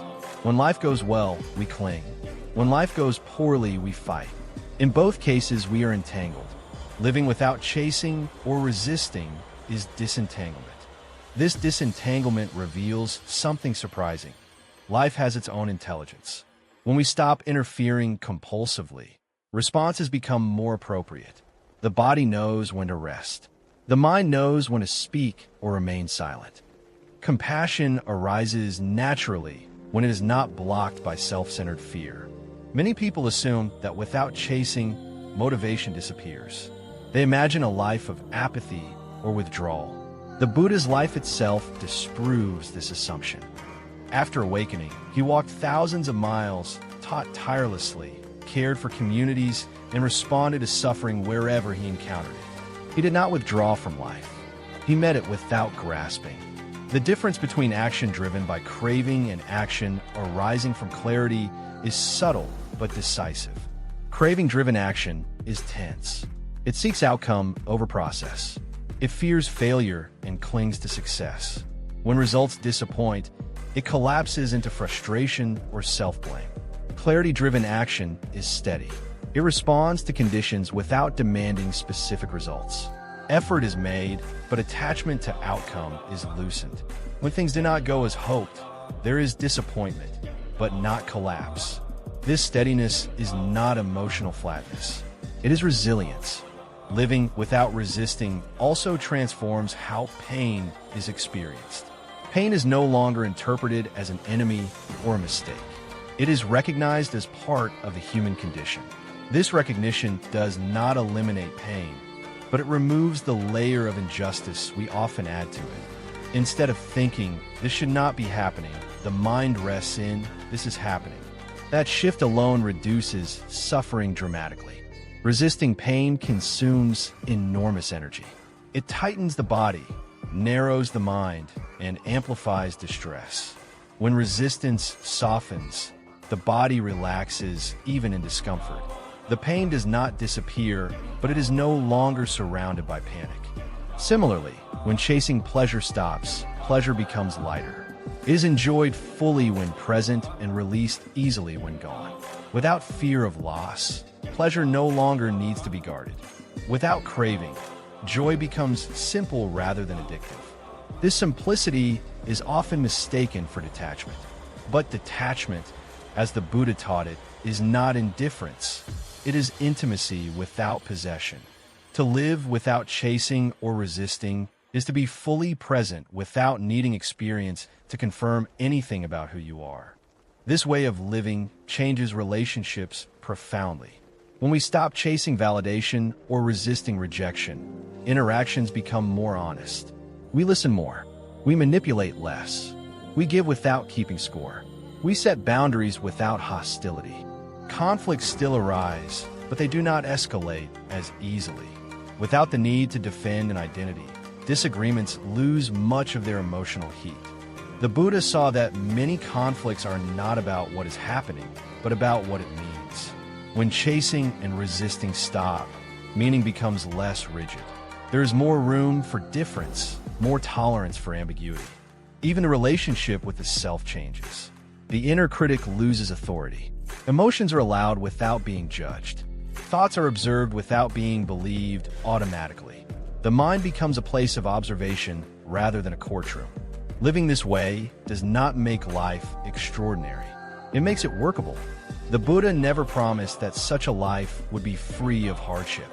He promised that it would be free of unnecessary suffering. And that distinction matters. Unnecessary suffering is created by insisting that life meet our expectations. When those expectations dissolve, what remains is reality, sometimes painful, sometimes pleasant, always changing. Meeting this reality without chasing or resisting requires trust. Not blind trust in outcomes, but trust in awareness itself. Trust that awareness can hold experience without being damaged by it. This trust grows gradually. It is not a leap of faith. It is built through repeated observation. Pain comes and goes, pleasure comes and goes, thoughts come and go. Awareness remains. The Buddha taught that once this is seen clearly, the compulsion to control weakens naturally. There is no need to force surrender. Surrender happens as understanding deepens. Living without chasing or resisting also reveals how much of life was lived in anticipation or avoidance. So many moments were skipped over, treated as obstacles on the way to something else. When the need to arrive dissolves, the present moment becomes sufficient, not as a concept, but as lived experience. This sufficiency does not feel triumphant. It feels ordinary. And in that ordinariness, there is freedom. Freedom from the pressure to be happy. Freedom from the fear of pain. Freedom from the belief that something essential is missing. The Buddha trusted that people who walked far enough on this path would discover this freedom for themselves. He did not glamorize it. He did not decorate it with promises. He described it plainly. A life without chasing or resisting is not a life without effort. It is a life without inner warfare. In such a life, effort becomes appropriate rather than compulsive. Rest becomes genuine rather than escapist. Engagement becomes wholehearted rather than strategic. Life is no longer something to be mastered or endured. It is something to be met, moment by moment, without the constant demand that it be different.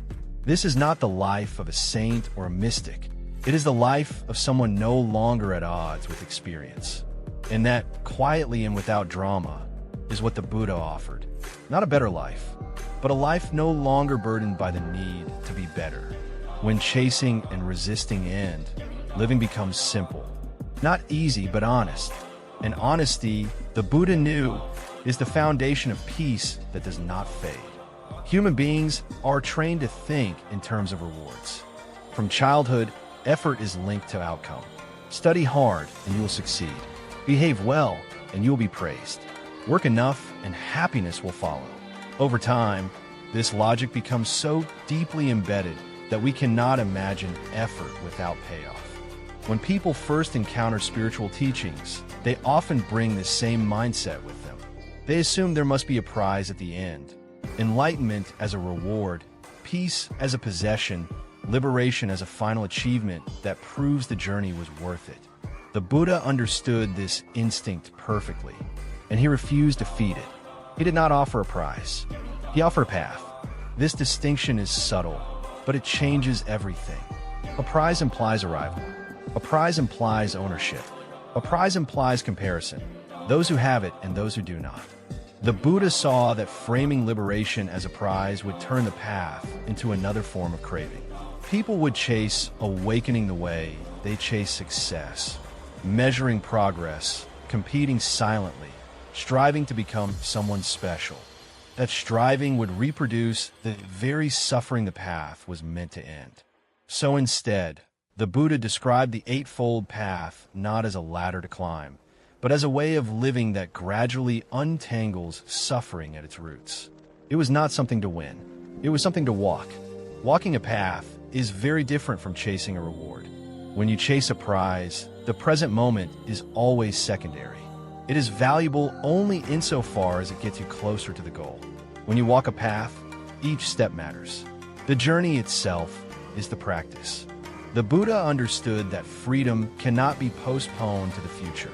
If liberation depends on arriving somewhere else, the mind remains restless, always leaning forward, never at ease. So he taught a path that works now, not later. Right understanding is practice now.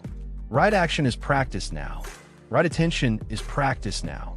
Not to earn something later, but because suffering is happening now. This is why the Buddha avoided grand promises. A promise creates expectation. Expectation creates pressure. Pressure creates disappointment. And disappointment creates doubt. Not only about the teaching, but about oneself. If enlightenment were a prize, those who struggled would feel unworthy. Those who failed to feel peaceful would feel defective. Those who encountered pain would believe they had done something wrong. The Buddha refused to make peace conditional. By offering a path rather than a prize, he removed the hierarchy of success. There was no finish line to compare oneself against, no status to achieve, no spiritual identity to defend. There was only practice. And practice, in the Buddha's teaching, was not about improvement. It was about understanding. Each aspect of the path addressed a cause of suffering directly. Wrong view distorted perception. Right view clarified it. Harmful action created conflict. Ethical action reduced it.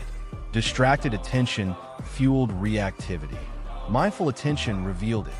Nothing mystical was required. Nothing had to be believed blindly. The path worked because it aligned with reality. This is why the Buddha described his teaching as something to be tested, not worshipped. He invited people to observe their own experience honestly, to see what increased suffering and what reduced it, to notice the consequences of craving and the relief of letting go. A prize cannot be tested. A path can. The Buddha also knew that prizes encourage shortcuts. When people are focused on the end, they look for faster routes, easier methods, special techniques that promise immediate results. They bypass discomfort, suppress doubt, and ignore unresolved pain. But liberation cannot be rushed. It unfolds as understanding deepens. And understanding deepens only through direct contact with experience. The path ensures this contact. Each step invites the practitioner to stay with reality rather than escape it, to see how suffering arises in thought, speech, action, and attention, to respond skillfully instead of habitually. This is slow work, honest work, sometimes uncomfortable work. A prize would have made this work feel optional. The path makes it unavoidable.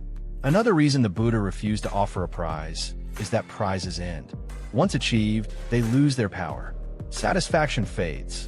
A new desire arises. This pattern is evident in every area of life. The Buddha saw no reason to repeat it spiritually. If enlightenment were a prize, people would cling to it. They would fear losing it. They would build identities around having attained it. And in doing so, they would recreate suffering in subtler forms. The path avoids this trap by never promising finality in the way the ego desires. It does not say, you will become someone who is forever free. It says, suffering can end when its causes are no longer fed. This ending is not an event. It is a process of cessation. The Buddha trusted people enough to let go of guarantees. He trusted that those who walked the path sincerely would recognize the relief that comes from reduced suffering, even without a dramatic climax. This relief is quiet. It does not inflate the self. It does not demand recognition.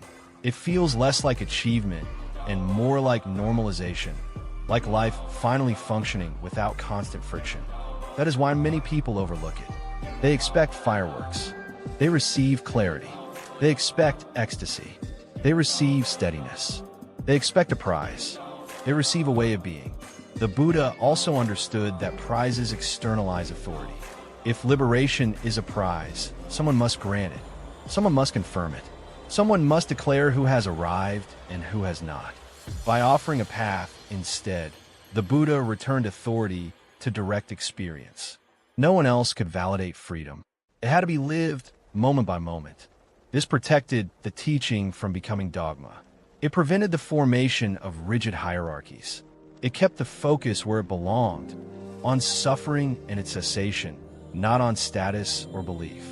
Walking a path requires humility. There is no point at which one can stop paying attention. No moment when effort becomes unnecessary. This humility is not weakness. It is alignment with impermanence. Even clarity must be lived. This is why the Buddha described awakening not as possession, but as freedom from clinging. And freedom from clinging must be renewed continuously, not through force, but through understanding. The path does not promise that life will become easy. It promises that life will become workable. Pain will still arise, but it will no longer dominate the mind. Difficulty will still appear, but it will no longer be interpreted as failure. This is not a prize that can be shown or claimed. It is a way of living that quietly transforms everything. The Buddha knew that offering a prize would attract many followers quickly, but they would leave just as quickly when the prize failed to meet expectations. By offering a path, he attracted fewer people, but those who walked it deeply were changed in ways that could not be undone. A prize ends the journey. A path becomes the journey. And for the Buddha, liberation was never about reaching somewhere else. It was about stopping the unnecessary movement away from what is already here. This is why he never promised happiness. Happiness would have been a prize. He offered something more enduring, a path that, when walked honestly, dissolves suffering not by reward, but by understanding. And understanding, once rooted, does not need to be protected. It lives itself, at some point on the path, often without warning, without ceremony. There comes a quiet realization that feels almost too simple to trust. Nothing is missing. This realization does not arrive as excitement. It does not feel like achievement. It does not announce itself with certainty or pride. It feels ordinary, and that ordinariness is what makes it so easy to doubt. For most of life, the sense that something is missing has been the engine of movement. We wake up with it. We fall asleep with it.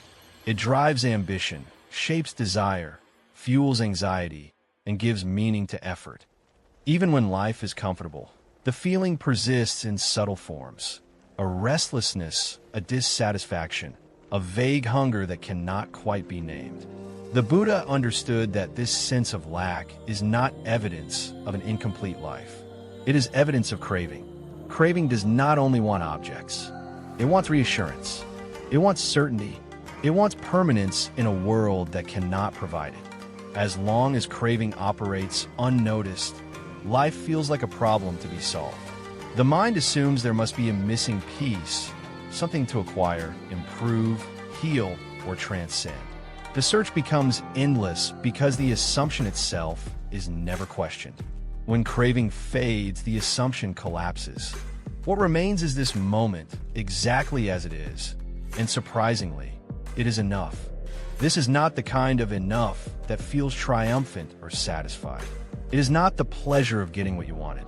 It is the absence of needing the moment to be different in order to accept it. That absence changes everything. When nothing is missing, effort becomes simpler. You still act, but not to fix existence. You still plan, but without the desperation of needing the future to justify the present. You still care, but without the fear that everything depends on the outcome. The Buddha did not describe this as happiness. Happiness would have suggested a feeling layered on top of experience. What he pointed to was more fundamental, the end of lack. Lack is exhausting. It turns even pleasure into pressure. It turns success into anxiety. It turns love into fear of loss. When lack dissolves, pleasure can be enjoyed without clinging. Success can be appreciated without identity. Love can be offered without ownership. Nothing is missing does not mean nothing matters. It means nothing needs to complete you. This realization often arrives quietly after long periods of practice where nothing seemed to be happening. The mind expects progress to feel dramatic. It looks for confirmation, some sign that the work has paid off. When none appears, it grows impatient. But the Buddha knew that the deepest shifts are often the least visible. When nothing is missing, the mind stops measuring itself against ideals. It stops comparing the present moment to an imagined better one. Time loses some of its grip. The future no longer holds salvation, and the past no longer defines failure. There is simply what is. This simplicity can feel unsettling. People accustomed to striving may interpret it as stagnation. They may ask, is this it? They may feel disappointed that life does not suddenly feel extraordinary. But the Buddha understood that disappointment itself is a remnant of craving, the expectation that freedom must feel like something special. In truth, freedom feels like normal life without the weight of dissatisfaction. When nothing is missing, pain still hurts, loss still grieves, the body still ages. But these experiences no longer carry the added burden of meaning. They do not imply that something has gone wrong with existence. They are part of it. This understanding brings a profound gentleness to life. Without the constant pressure to arrive somewhere else, attention softens. Moments are no longer treated as obstacles or stepping stones. They are allowed to be what they are. The Buddha trusted this gentleness. He knew that when the mind stops grasping for completion, compassion deepens naturally. Others are no longer seen as means to fulfillment or threats to stability. They are seen as fellow beings moving through the same impermanent conditions. This shared vulnerability becomes the ground of kindness. Nothing is missing also dissolves spiritual ambition. There is no longer a need to become someone else. No urge to claim attainment. No pressure to maintain an image of progress. Practice continues, not to gain something, but because clarity is lived, not stored. This is why the Buddha warned against clinging even to insight. The moment nothing is missing becomes a belief or an identity, it turns into something to protect, and lack quietly returns. True completeness does not assert itself. It does not say, I am complete. It simply stops asking. This stopping feels like relief. Not relief from pain, but relief from the endless internal negotiation that said pain must not exist. Relief from the background anxiety that life was always slightly off balance. When nothing is missing, the mind no longer scans experience for confirmation or threat. It rests. This resting is not laziness. It is confidence without arrogance. Confidence that awareness can meet whatever arises. Confidence that nothing essential needs to be added or removed. Confidence that life does not need to justify itself. The Buddha knew that this realization would not appeal to everyone. Many people prefer the excitement of striving to the quiet of sufficiency. They prefer the drama of becoming to the humility of being.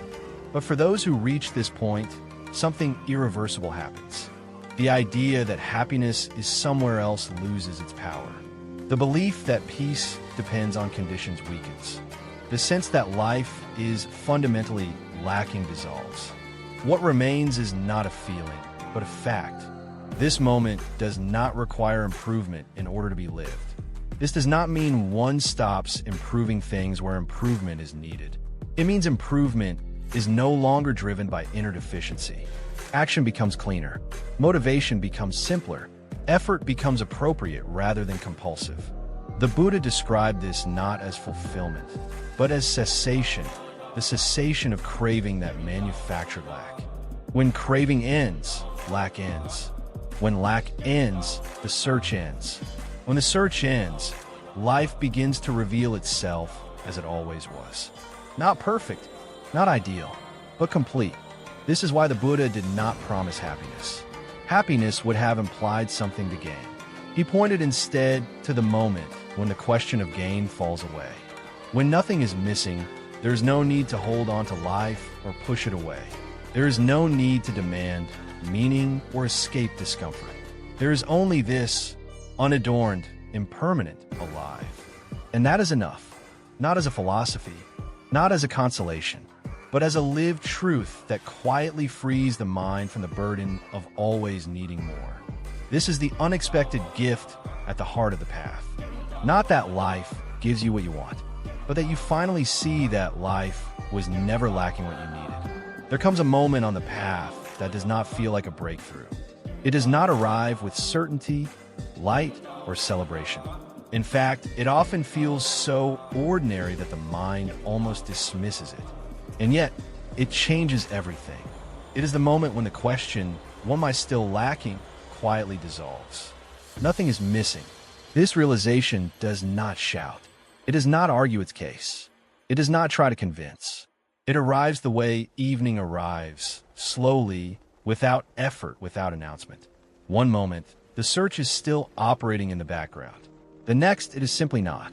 For most of life, the sense of lack has been constant, even when unnamed. It has taken many forms: dissatisfaction, restlessness, longing, ambition, regret, hope. Sometimes it has appeared as hunger for success, sometimes as yearning for love, sometimes as spiritual striving. But beneath all of these expressions lies the same assumption. Something essential is absent. This assumption has shaped choices, defined identities, and fueled entire lifetimes of effort. It has whispered, once this is solved, you'll be okay. And every time something was solved, the whisper returned, slightly altered, slightly refined, but fundamentally unchanged. The Buddha saw this pattern with piercing clarity. He saw that the sense of lack does not arise because life is incomplete. It arises because the mind is conditioned to crave. Craving does not wait for proof. It does not verify its claims. It assumes lack as a starting point. And once lack is assumed, the search becomes endless. When craving weakens, something profound happens. Not because something new appears, but because something old falls away. The background tension that life must deliver something extra begins to fade. The mind stops leaning forward, stops negotiating with the moment, stops quietly demanding more. What remains is this moment. Not improved, not purified, not transcended. Just this. And surprisingly, it holds. This is not the kind of realization that feels satisfying in the conventional sense.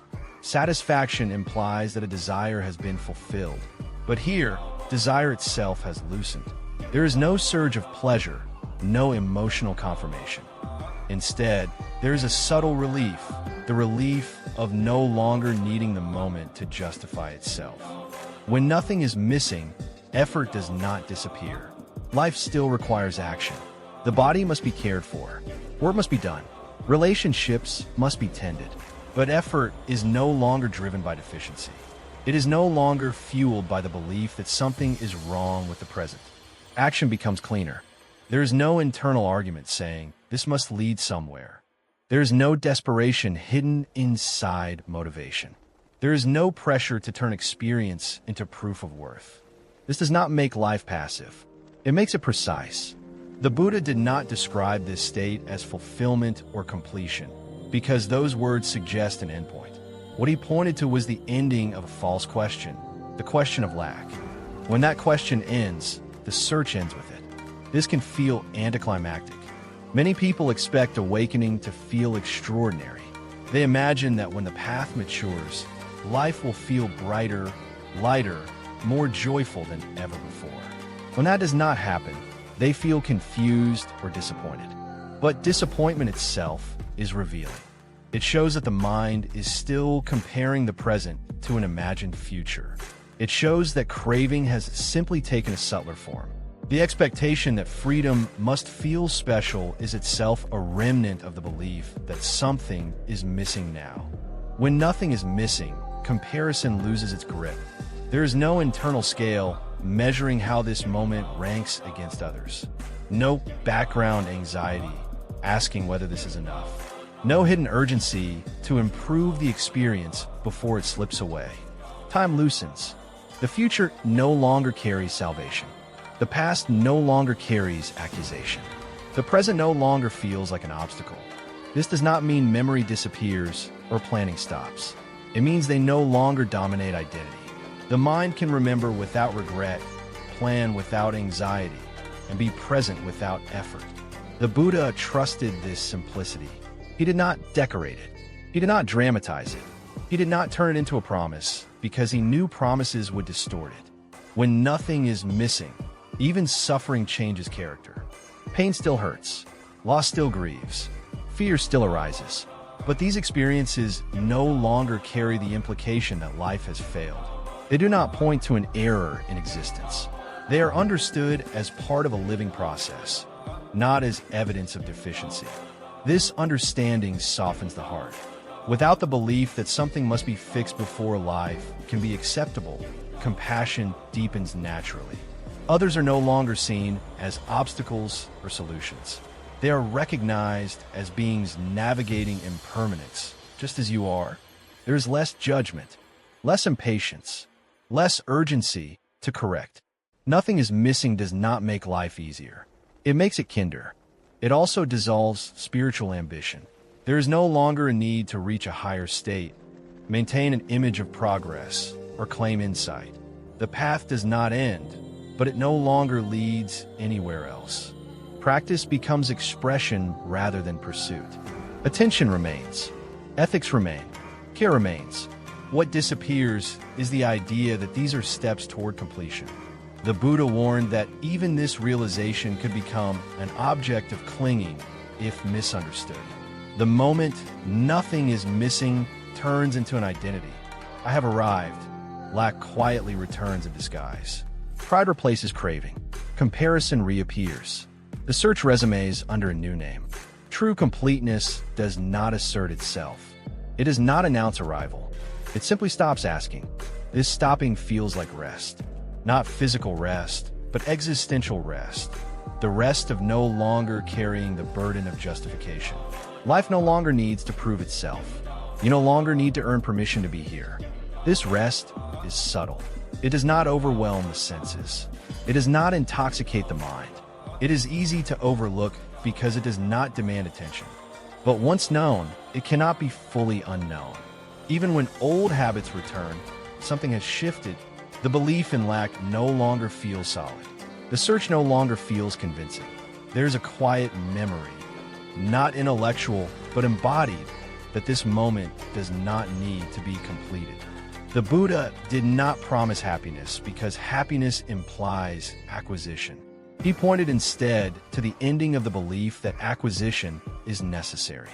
When nothing is missing, joy may arise, but it is light, unburdened, and free to leave. Peace may be present, but it does not depend on emotional calm. Meaning may appear, but it does not need to be defended. Life becomes intimate rather than urgent. Eating is just eating. Walking is just walking. Listening is just listening. These moments were always whole. What was missing was the ability to see them without demand. This is why the Buddha spoke of liberation as release rather than attainment. What is released is not pain or difficulty, but the compulsive movement toward elsewhere. When that movement ends, there is nowhere to go, and nowhere is exactly where life is happening. Nothing is missing does not mean nothing can be improved. It means improvement no longer comes from deficiency. It comes from care, from responsiveness, from clarity. Action continues. Responsibility remains. But the weight is gone. The endless inner question, is this enough? Falls silent. And in that silence, something remarkable is revealed. Life was never withholding what you needed. The sense of lack was never pointing outward. It was a habit of the mind. When that habit ends, the search ends with it. Not in triumph, not in celebration, but in a quiet recognition that requires no defense.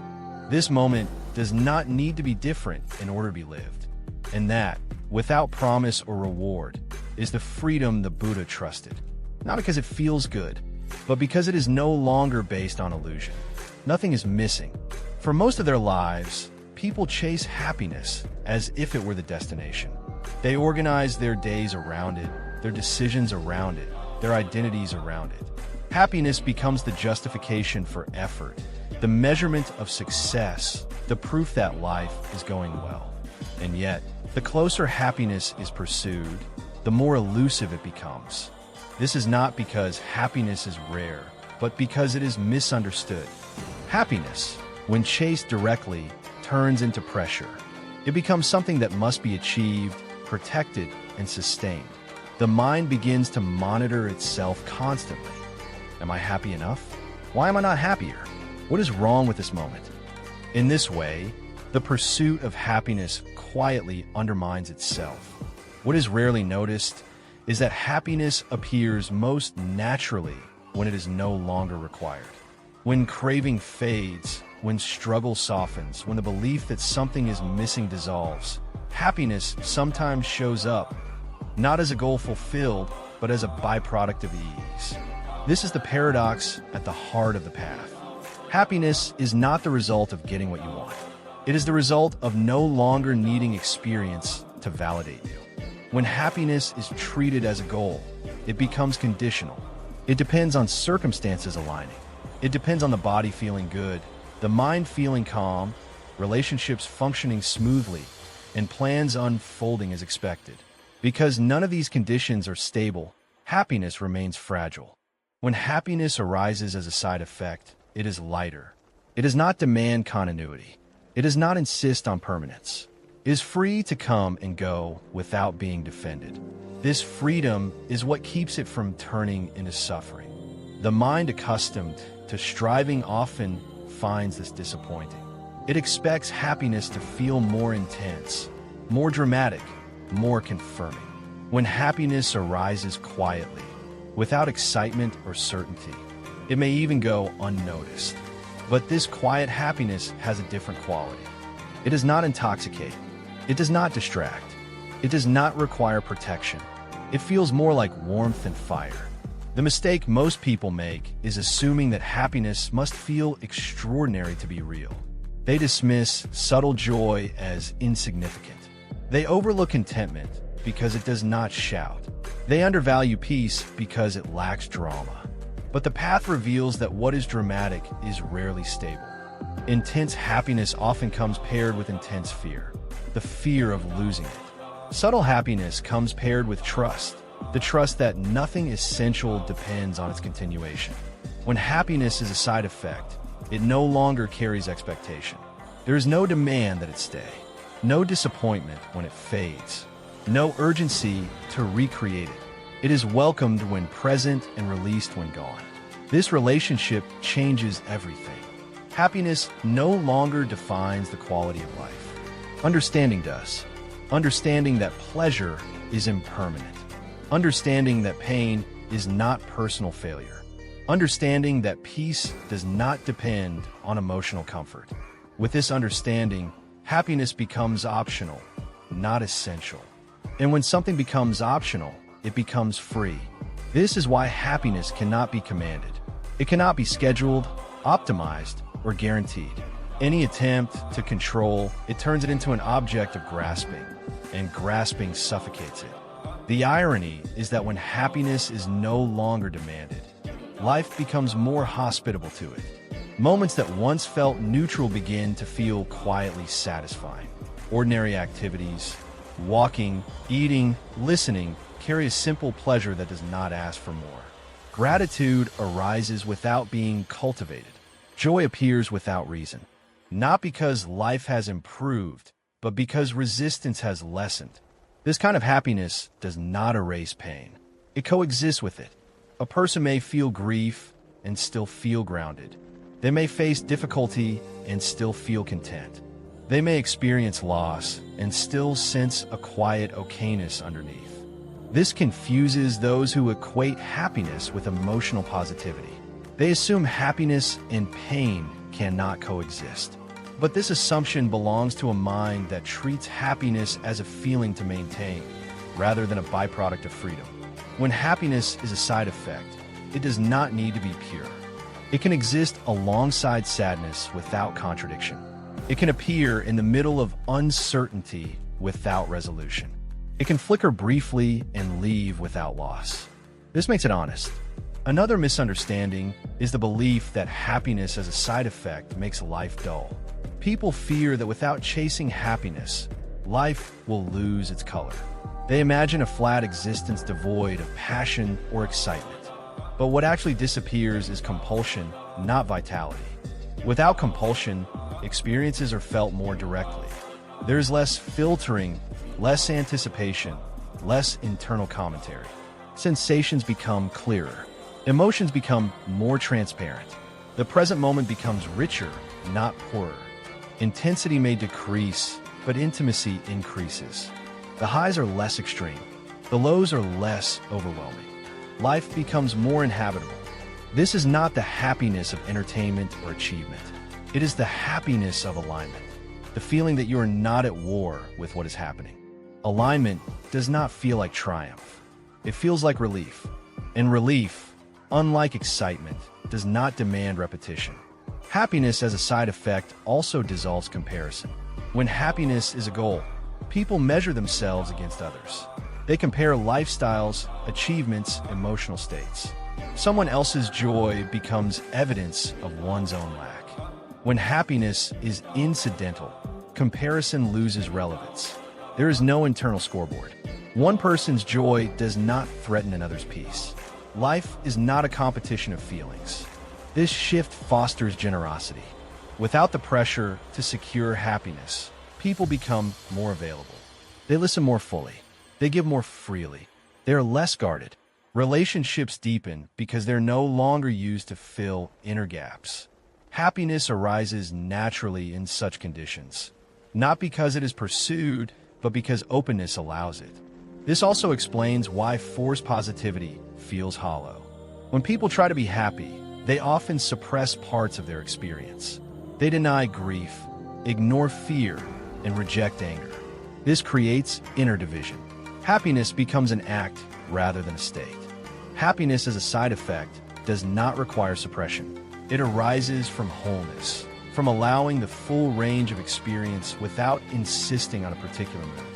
In this wholeness, happiness is not special. It is simply one expression among many. The mind that understands it stops asking, "How do I become happy?"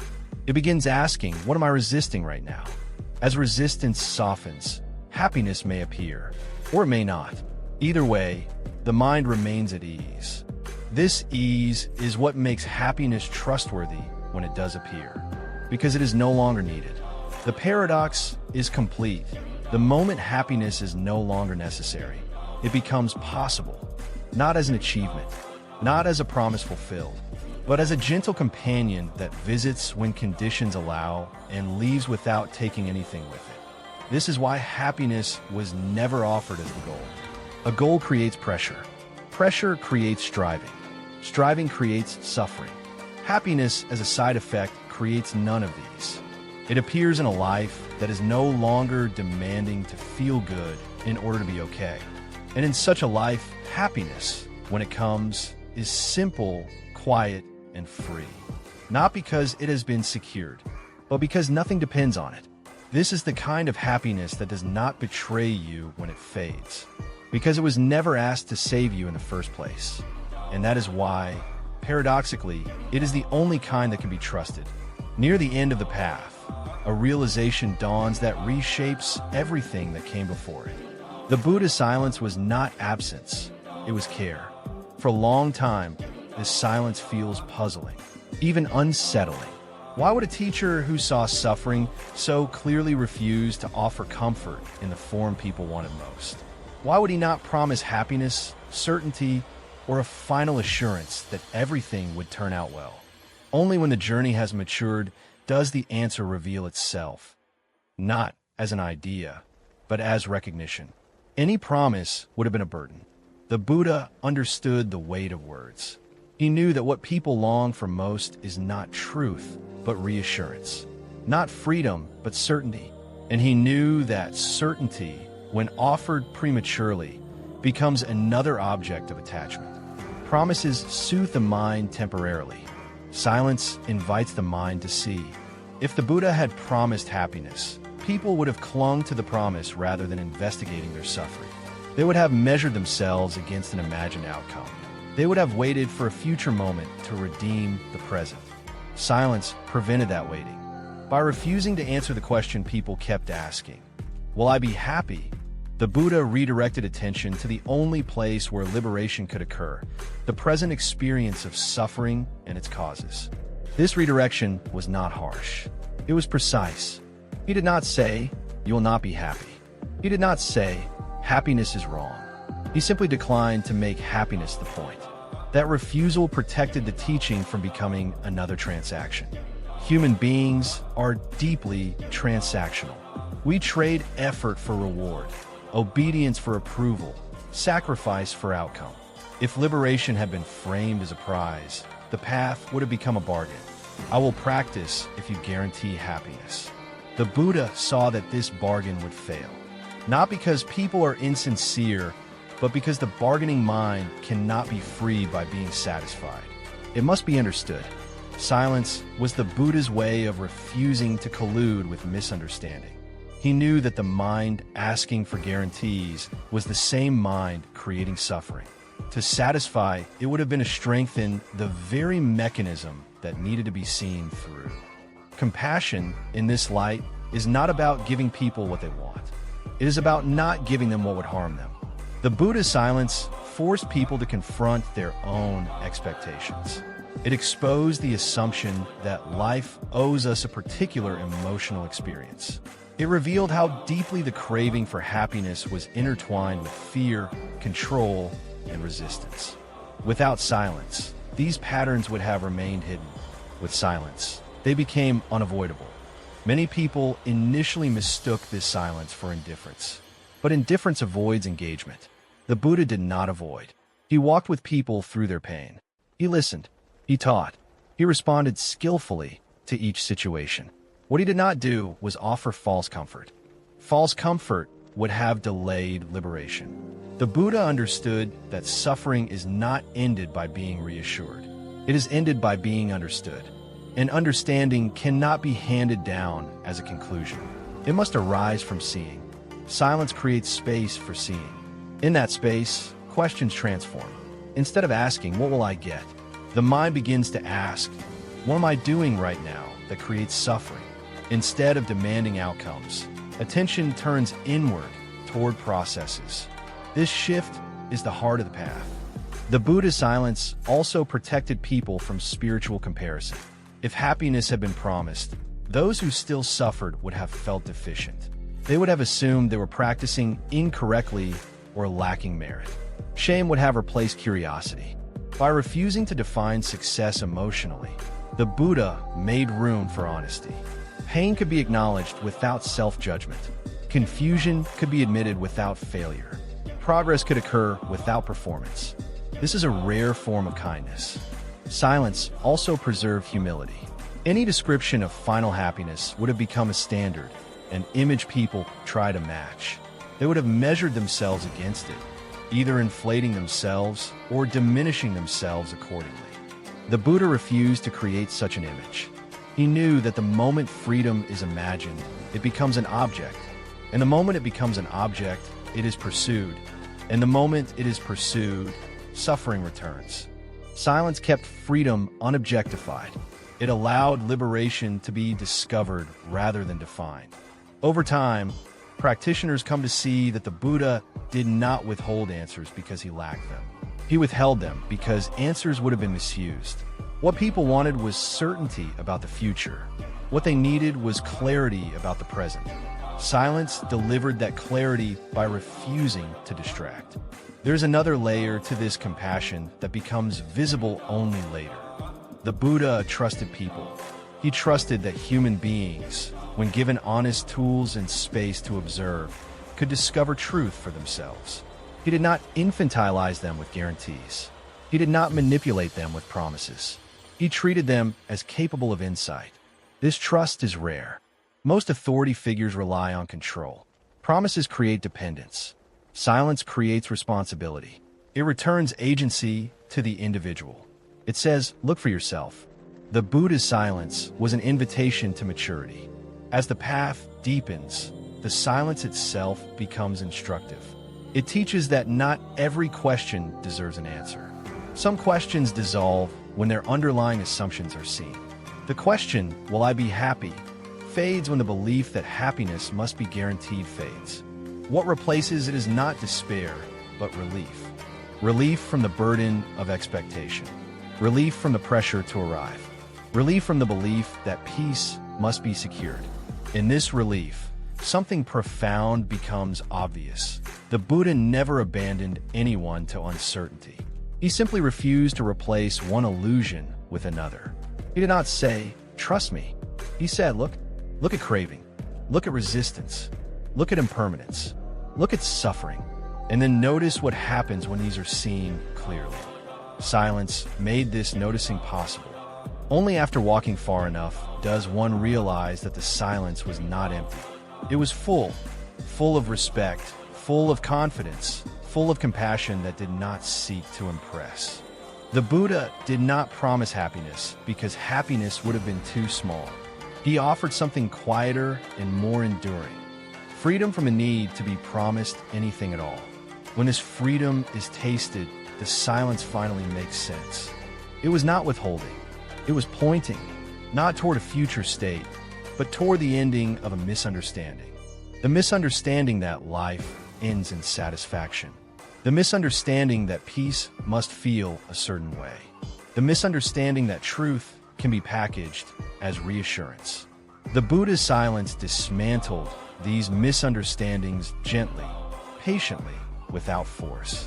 And in doing so, it allowed something rare to emerge, not as a gift bestowed, but as a recognition earned through seeing. That life does not need to promise happiness in order to be worth living. That peace does not need to be guaranteed in order to be real. That freedom does not need to be named in order to be known. This is why the silence was compassion, because it did not protect people from discomfort. It protected them from illusion. And illusion, the Buddha knew, is the deepest source of suffering. When illusion falls away, nothing needs to be promised. The path is complete, not because it ends, but because the question that began it no longer needs an answer. And in that quiet, honest completeness, the Buddha's silence speaks more clearly than any promise ever could.